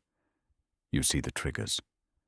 You notice the situations that consistently pull you off center. You use the data to prepare better for next time. Third, surround yourself with models of measured communication. You become like the people you spend time with. If everyone around you communicates through sarcasm, criticism, and reactivity, that will become your default. If the people you respect speak with care, clarity, and courage, you will learn from them. You curate your relationships intentionally. You spend time with people who think before they speak, who listen deeply, who say hard things kindly, who use words to build instead of destroy.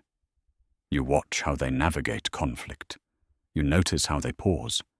You absorb their patterns. And slowly, their measured communication becomes your measured communication. For your temper, you need 3 foundational practices. First, prioritize sleep. This is not negotiable. Sleep is the foundation of emotional regulation. When you are sleep-deprived, your amygdala becomes hyperactive and your prefrontal cortex weakens. Your irritability increases. Your patience decreases. Your ability to regulate emotion collapses. You protect your sleep like you protect your most important meeting. You set a consistent bedtime. You create a wind-down routine. You eliminate screens an hour before sleep. You make your bedroom a sanctuary for rest, not a hub for stimulation. 7 to 8 hours, every night, non-negotiable, because every other tool in this book depends on a nervous system that is rested enough to function. Second, incorporate daily physical release. Your body is designed to move, to discharge energy, to process stress through action. When you sit all day, when you do not move, pressure builds, tension accumulates. and that tension erupts as irritability, frustration, anger. So you move. Every single day. Not because you want to lose weight or build muscle, though those are fine benefits. You move because movement is emotional regulation. It metabolizes cortisol. It releases endorphins. It resets your nervous system. 30 minutes, a run, a walk, weights, yoga, something that makes you sweat or stretch or breathe hard, something that gives your body a chance to complete the stress cycles that daily life initiates, but never finishes. Third, establish cooling-off protocols with the people closest to you. The people you love most are often the people who trigger you most. Not because they are trying to, but because intimacy creates vulnerability, and vulnerability activates old wounds. So you have a conversation in a calm moment. You say, "I am working on managing my temper, and I need your help. When I start to escalate, when you can feel the heat rising, I want us to have an agreement." We pause. We take 10 minutes apart. We come back when we are both calmer. You create a signal, a word, a gesture, something that means we need to pause right now before this gets worse. This is not avoidance. This is protection. You are protecting the relationship from the damage that happens when two activated nervous systems collide. You are giving both people a chance to regulate before continuing the conversation. These foundations create a life where control becomes easier, where the default path leads toward your goals instead of away from them, where the environment does the heavy lifting so that willpower can be reserved for true challenges. You are not fighting your nature every moment of every day. You are designing a life that works with your nature, that supports your growth, that makes the right choices the easy choices. This is how mastery becomes sustainable, not through constant effort, but through intelligent design, not through fighting the current, but through redirecting the river. Build these foundations, and control stops being something you have to manufacture every morning. It becomes the structure your life is built on. You might still doubt whether any of this will actually work for you. You might wonder if you are too far gone, too damaged, too set in your ways. You might think that change is possible for other people, but not for you. So let me show you the science. Let me prove to you that transformation is not mystical. It is biological. It is mechanical. It is guaranteed if you understand how your brain actually works and what it needs to change. This is not theory. This is neuroscience. This is what happens inside your skull when you practice the tools you have learned. Start with neuroplasticity. Your brain is not fixed. It is not hardwired. It is not permanently shaped by your childhood or your trauma or your decades of reactivity. Your brain is plastic, changeable, adaptable, designed to rewire itself based on what you practice. Every thought you think, every action you take, every behavior you repeat creates and strengthens neural pathways, neurons that fire together, wire together. This is the fundamental principle of brain change. When you think anxious thoughts repeatedly, you build an anxiety superhighway. When you react with anger repeatedly, you build a rage superhighway. When you scroll mindlessly repeatedly, you build a distraction superhighway. These pathways become automatic. They become your default. Not because you are broken, but because your brain is doing exactly what it is designed to do. Optimize for efficiency by making repeated patterns easier to access. But here is the critical insight. The same mechanism that locked you into reactivity can lock you into intentionality. Every time you use the pause protocol, you are creating a new neural pathway. Every time you redirect your thoughts, you are building new connections. Every time you choose the aligned action instead of the distraction, you are strengthening new circuitry. The first time you do it, the pathway is faint, a thin trail through dense forest. It takes tremendous effort to walk it. Your brain resists because the old highway is right there, wide and smooth and familiar.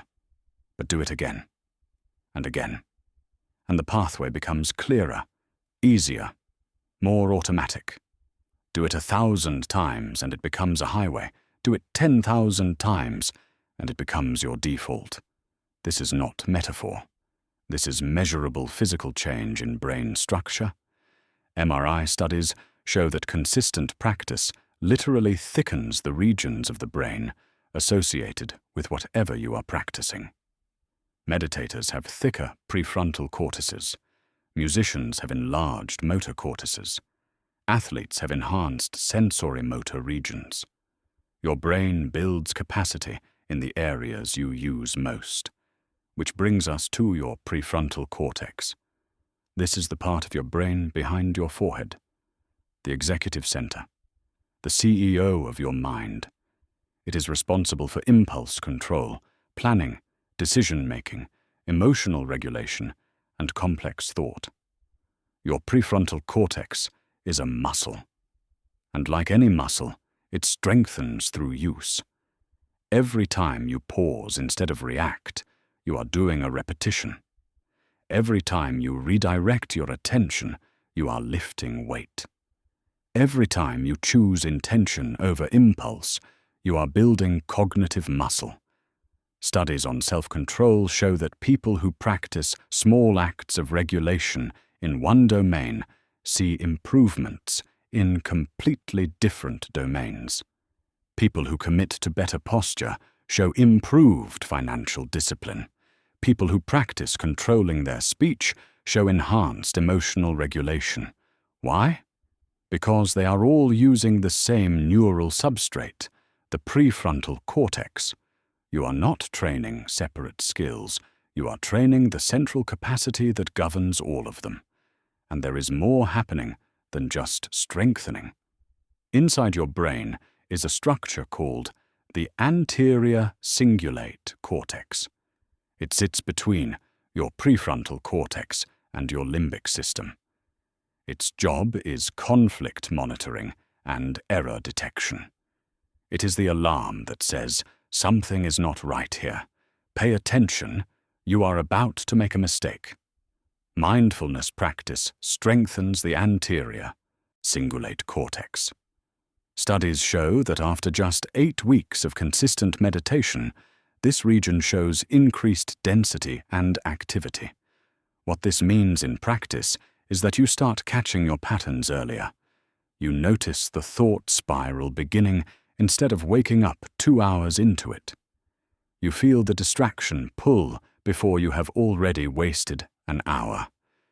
You sense the harsh words forming before they leave your mouth. You detect the anger rising before it peaks. This early warning system is what moves you from stage 2 to stage 3, from seeing the pattern but being unable to stop it, to seeing it early enough to intervene. Now consider your amygdala. This is your threat detector, your alarm system, the part of your brain that has been hijacking you during stress. But the amygdala is not your enemy. It is trainable. Research on exposure therapy shows that the amygdala recalibrates through controlled exposure to the thing it fears. When you face a trigger in a safe context, when you practice the pause protocol under mild stress, you are teaching your amygdala that this is not actually a life or death situation. Over time, the amygdala becomes less sensitive. It stops treating every email like an ambush. It stops interpreting every conflict as mortal threat. It learns to distinguish between actual danger and perceived danger. This is why the tools work better with practice. You are not just building skill. You are literally recalibrating your threat detection system. Now let me explain why the infrastructure matters as much as the tools. Your brain has limited mental energy. Decision-making, impulse control, attention regulation, all of these consume glucose and deplete cognitive resources. This is called cognitive load. Roy Baumeister's research on ego depletion showed that people who resist one temptation have less capacity to resist the next one. Every choice you make, every decision you deliberate, every impulse you resist drains a finite reserve. This is why willpower fails.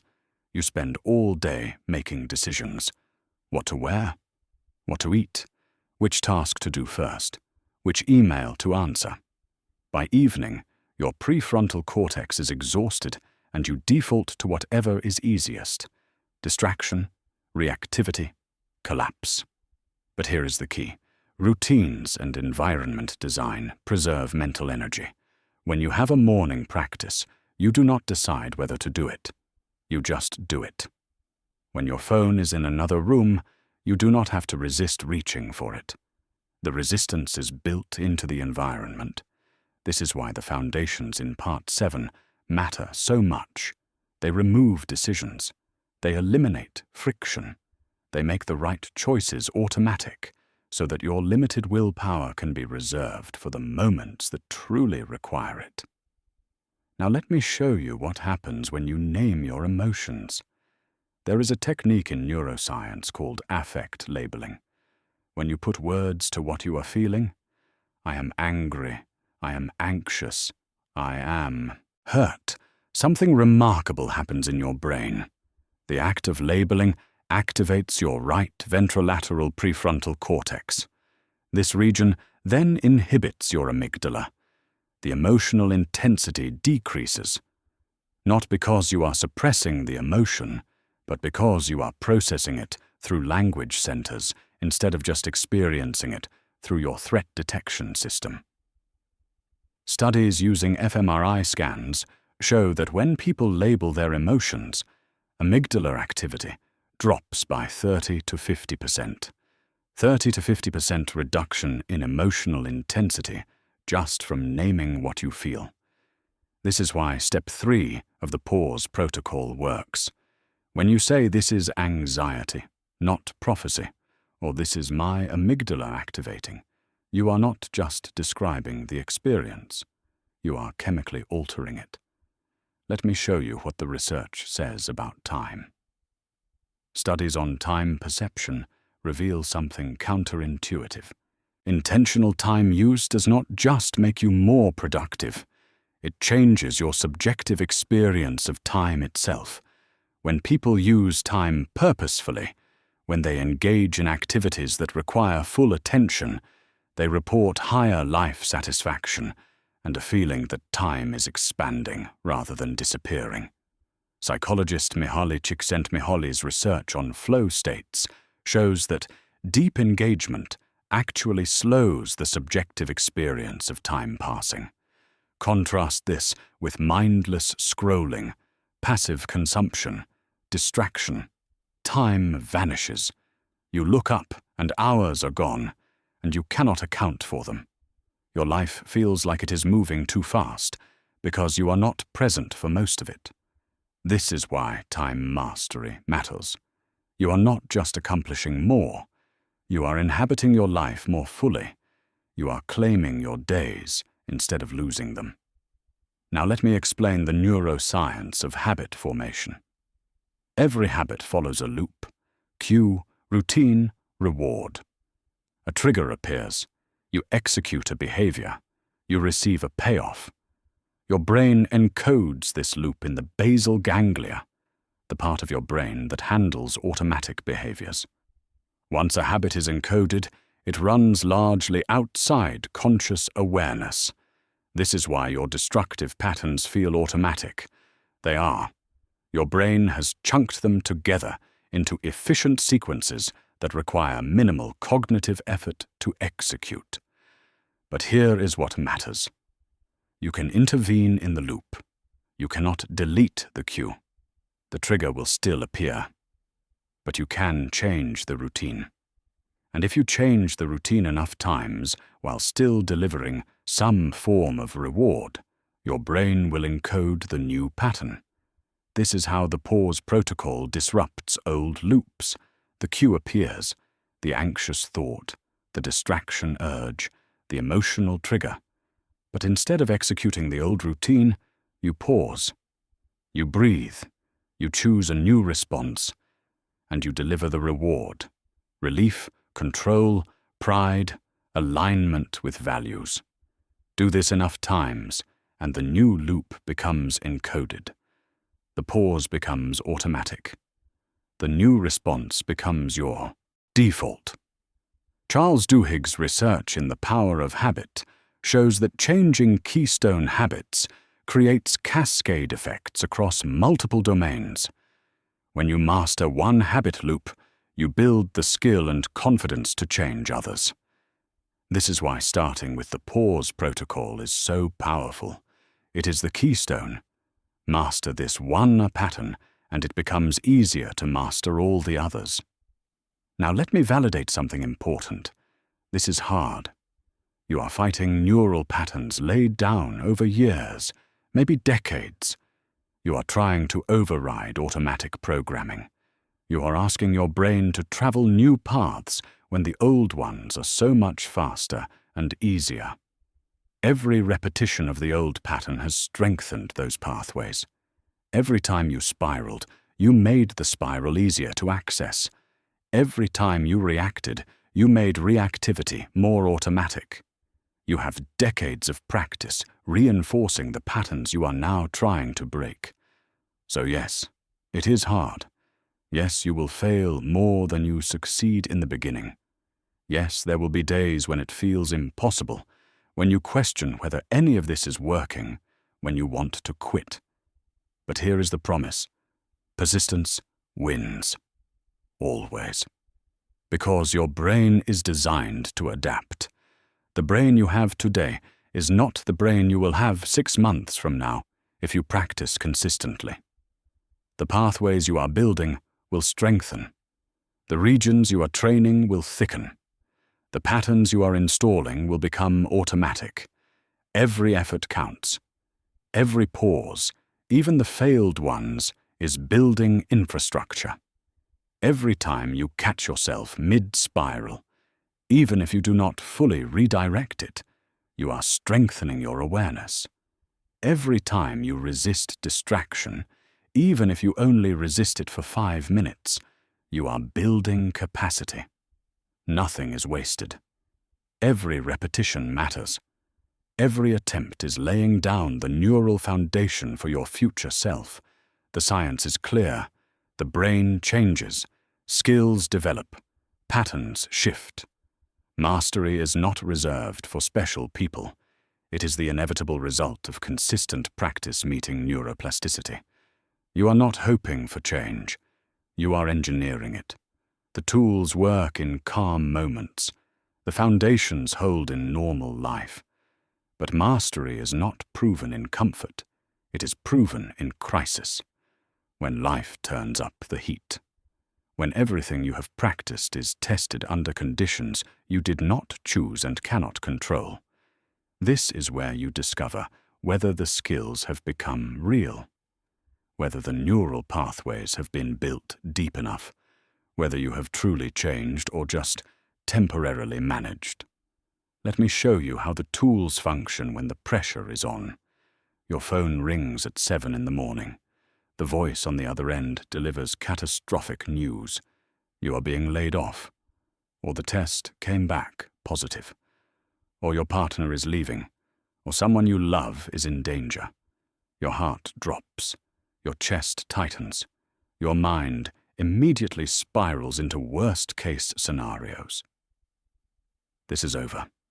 Your life is ruined. Everything is falling apart. The thoughts come fast and they feel absolutely true. This is the thought storm under maximum pressure. Here is what you do. You notice. My mind is catastrophizing. I am in panic mode. These thoughts are fear, not fact. You breathe, 2 full breaths, slower than you want to, deeper than feels natural. You force your parasympathetic nervous system to activate, even though your body is screaming for fight or flight. You anchor in the present moment. You ask yourself what is actually true right now in this moment. Not what might happen tomorrow. Not what could spiral into disaster. What is real right now? Right now, you are breathing. Right now, you are physically safe. Right now, you have not yet collapsed. The catastrophic future your mind is building does not exist yet. It is projection. It is possibility. It is not reality. You separate fear from fact. You write down what you actually know versus what you are imagining. Facts. I lost my job. I have savings for 2 months. I have skills people need. Fears, I will never find another job. I will lose everything. I am a failure. You see the difference. The facts are manageable. The fears are inventions. You direct your mental energy toward what you can control. You cannot control what happened, but you can control what you do next. You make a list, update resume, reach out to contacts, research companies, apply to 3 positions today. You take 1 action, just 1. Because action interrupts panic. Action gives your prefrontal cortex something to do besides spin scenarios. Action proves to your nervous system that you are not helpless. The spiral does not disappear, but it loses power because you refused to believe every thought, because you anchored in what is real, because you moved from panic to process. Your schedule is planned, your week is structured, your time is blocked. And then the emergency hits, a client crisis, a family emergency, a deadline that suddenly accelerates. Everything you planned is now irrelevant. This is the time storm under maximum pressure. Here is what you do. You triage ruthlessly. You look at everything on your list and you ask what is actually essential. Not important. Essential. What must happen today, or there will be irreversible consequences. Everything else gets moved or deleted. Most things that feel urgent are not essential. Most things can wait. Most things do not matter as much as the crisis your brain is telling you they matter. You give yourself permission to let the non-essential go. You communicate boundaries. You send messages. I have an emergency and I need to reschedule. I cannot meet this deadline without compromising quality, and I need 2 more days.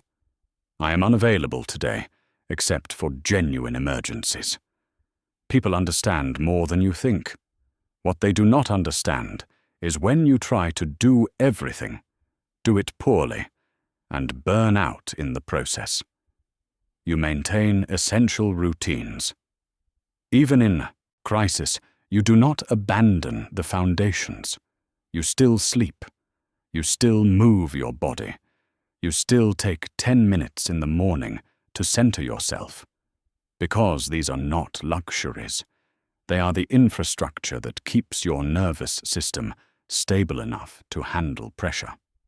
When you skip sleep to work longer, you make worse decisions. When you skip movement to save time, you accumulate stress that will cost you more time later. When you abandon your routines, you destabilize the very systems you need most. You protect the foundations because the foundations protect you. The crisis passes. Maybe slower than you want. Maybe messier than you planned. But it passes. And you are still standing. Not because you did everything, but because you did what mattered. You are in a meeting. Someone says something that is not just wrong but harmful. A leader makes a decision that violates your values. You witness an injustice and everyone else is staying silent. You have a choice: speak or stay quiet. And staying quiet would be betrayal of yourself, of your values, of the people who will be harmed if someone does not say something. This is the tongue storm under maximum pressure. Here is what you do. You feel the emotion, but you do not speak from it. You are angry, you are offended, you are activated. This is appropriate, but if you speak directly from the emotion, your words will be dismissed as reactivity. People will focus on your tone instead of your message. So you pause, you breathe, you let the initial surge pass. You give your prefrontal cortex 10 seconds to come back online. You name what you need to say. This decision will harm the people we claim to serve.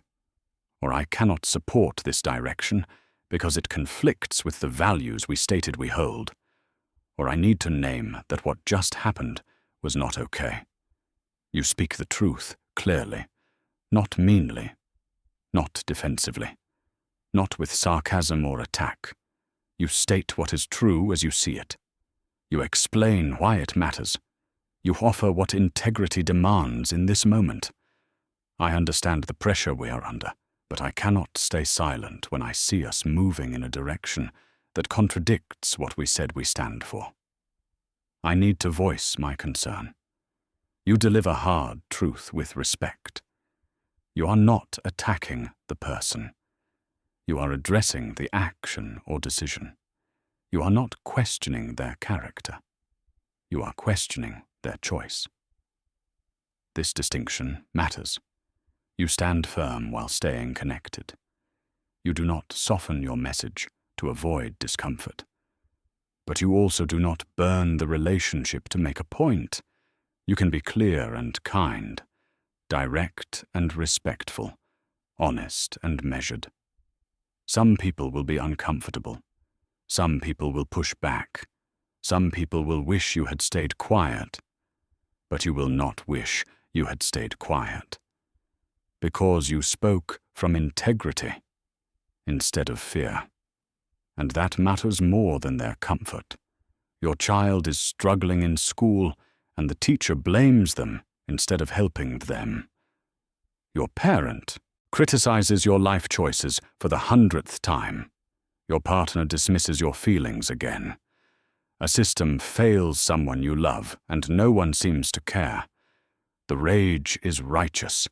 The frustration is justified. Every fiber of your being wants to explode, to yell, to make them feel the pain they are causing, to burn it all down. This is the temper storm under maximum pressure. Here is what you do. You acknowledge the emotion is valid. You are not wrong to be angry. The situation is genuinely unjust. Your values are being violated. This matters. You matter. The anger is information. It is telling you something important is at stake. You metabolize the intensity through physical action. Before you respond, you move. You walk, hard and fast. You do push-ups until your arms shake. You punch a pillow. You give the adrenaline somewhere to go that is not toward another person. This is not suppression. This is completion. You are allowing your body to finish the physiological cycle that anger initiated. You are discharging the energy so that when you do respond, you respond from power instead of explosion. You channel the anger into advocacy. Once the initial intensity has been metabolized, you direct what remains toward constructive action. You write the email to the principal. You set the boundary with your parent. You tell your partner this pattern needs to change. You call the representative. You show up at the meeting. Anger is fuel. Rage is energy. You do not waste it on explosion. You use it to drive change. You maintain composure when composure is most needed. The people in power want you to lose control, because then they can dismiss you. They can make it about your emotion instead of their failure. They can say you are overreacting, you are too sensitive, you are being unreasonable.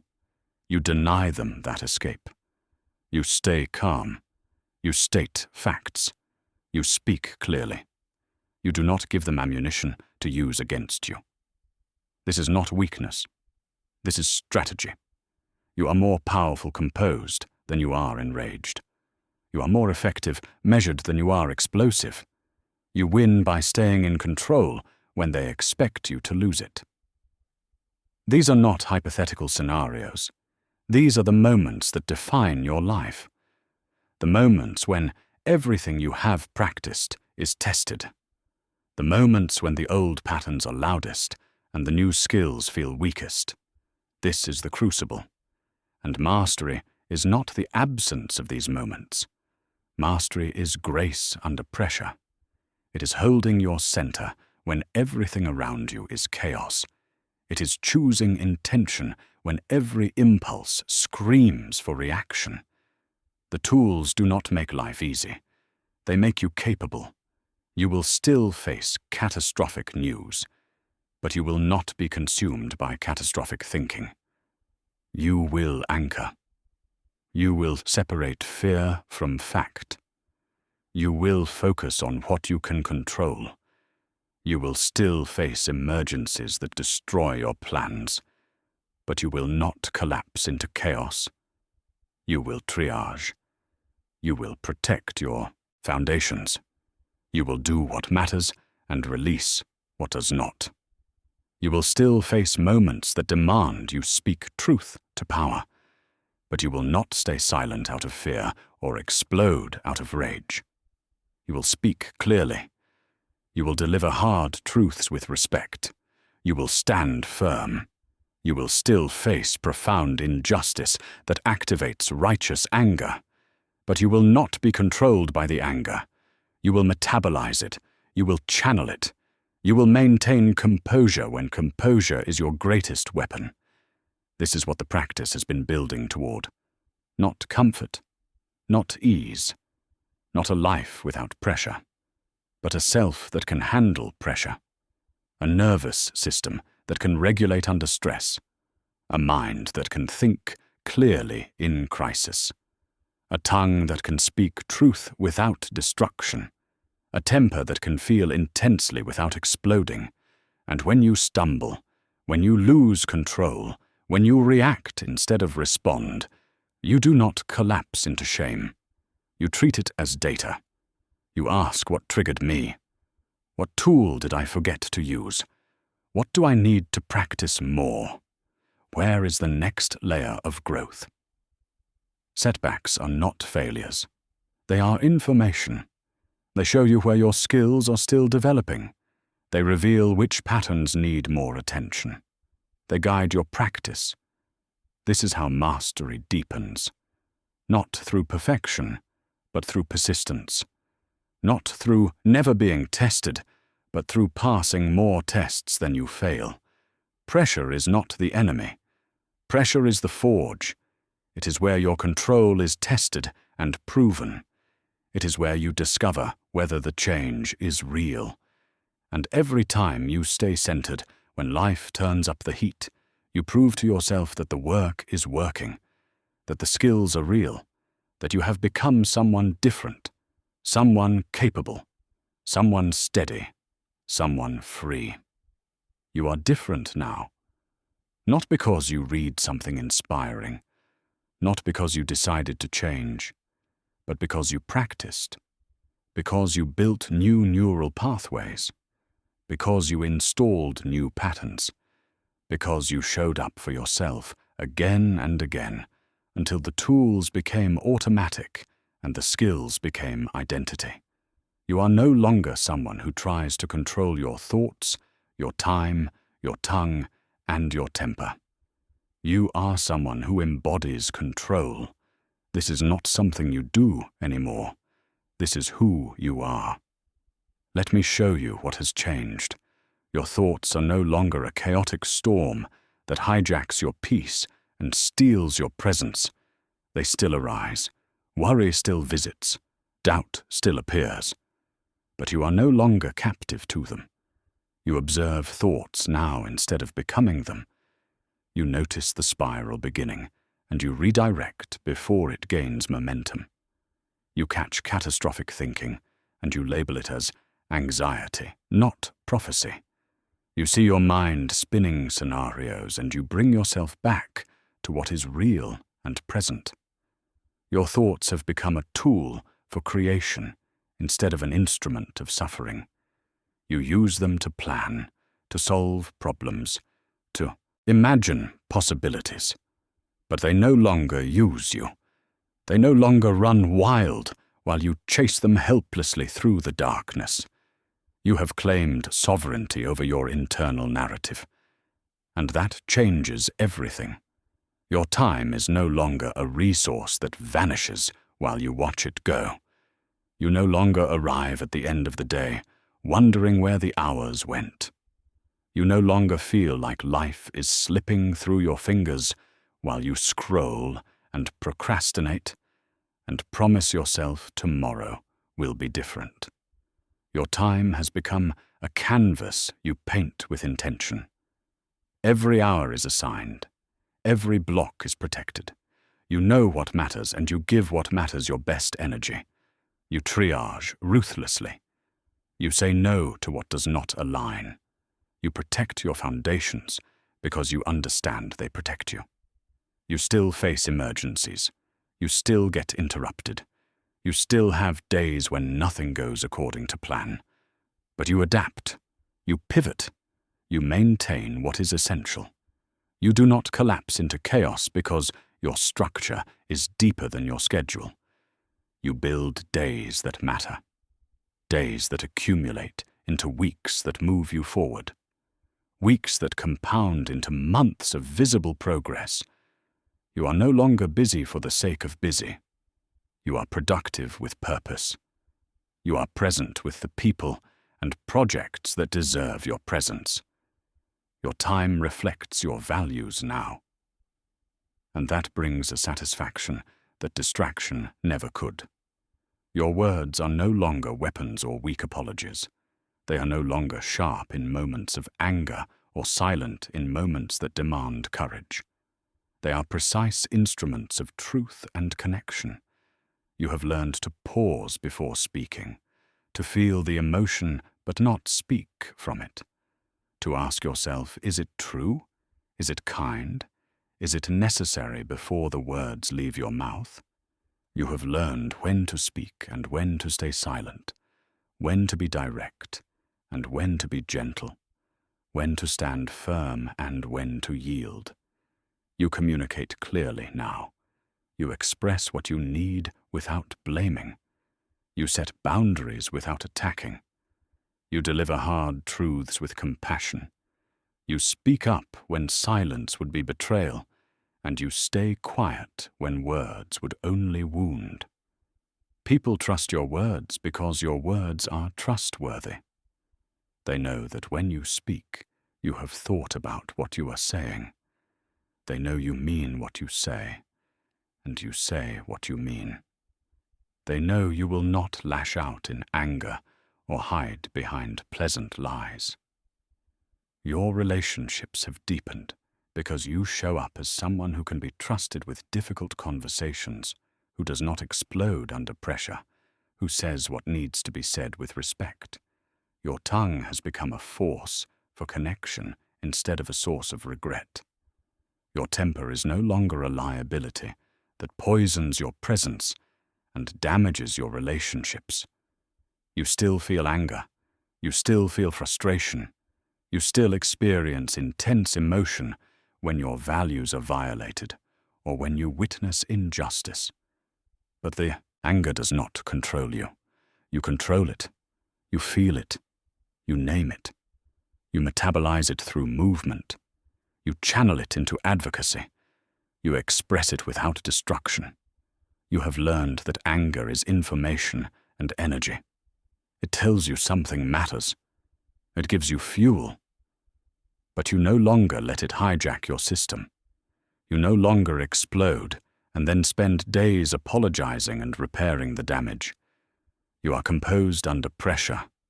You are steady in crisis. You are someone people want in the room when things get hard because they know you will not lose control. They know you can handle intensity without becoming intense. Your emotional power is no longer a weakness, it is a strength, because you have learned to feel deeply and respond wisely. This is who you have become, and it feels like freedom. You walk into rooms with quiet confidence, not arrogance, not performance, but the deep knowing that you can be trusted with whatever comes, that you will not spiral into panic or explode into rage or say things you do not mean or waste time you cannot recover. You trust yourself now, and that trust creates a foundation that nothing can shake.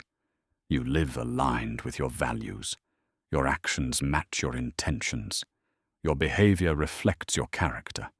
You are no longer split between who you want to be and who you are. The gap has closed. You are integrated, whole. You feel pride, not in perfection, but in progress, in showing up, in doing the work when it was hard and uncomfortable and when every part of you wanted to quit. You rebuilt yourself from the inside out, and the evidence is everywhere. Your relationships are deeper. Your work is better. Your health is stronger. Your presence is fuller.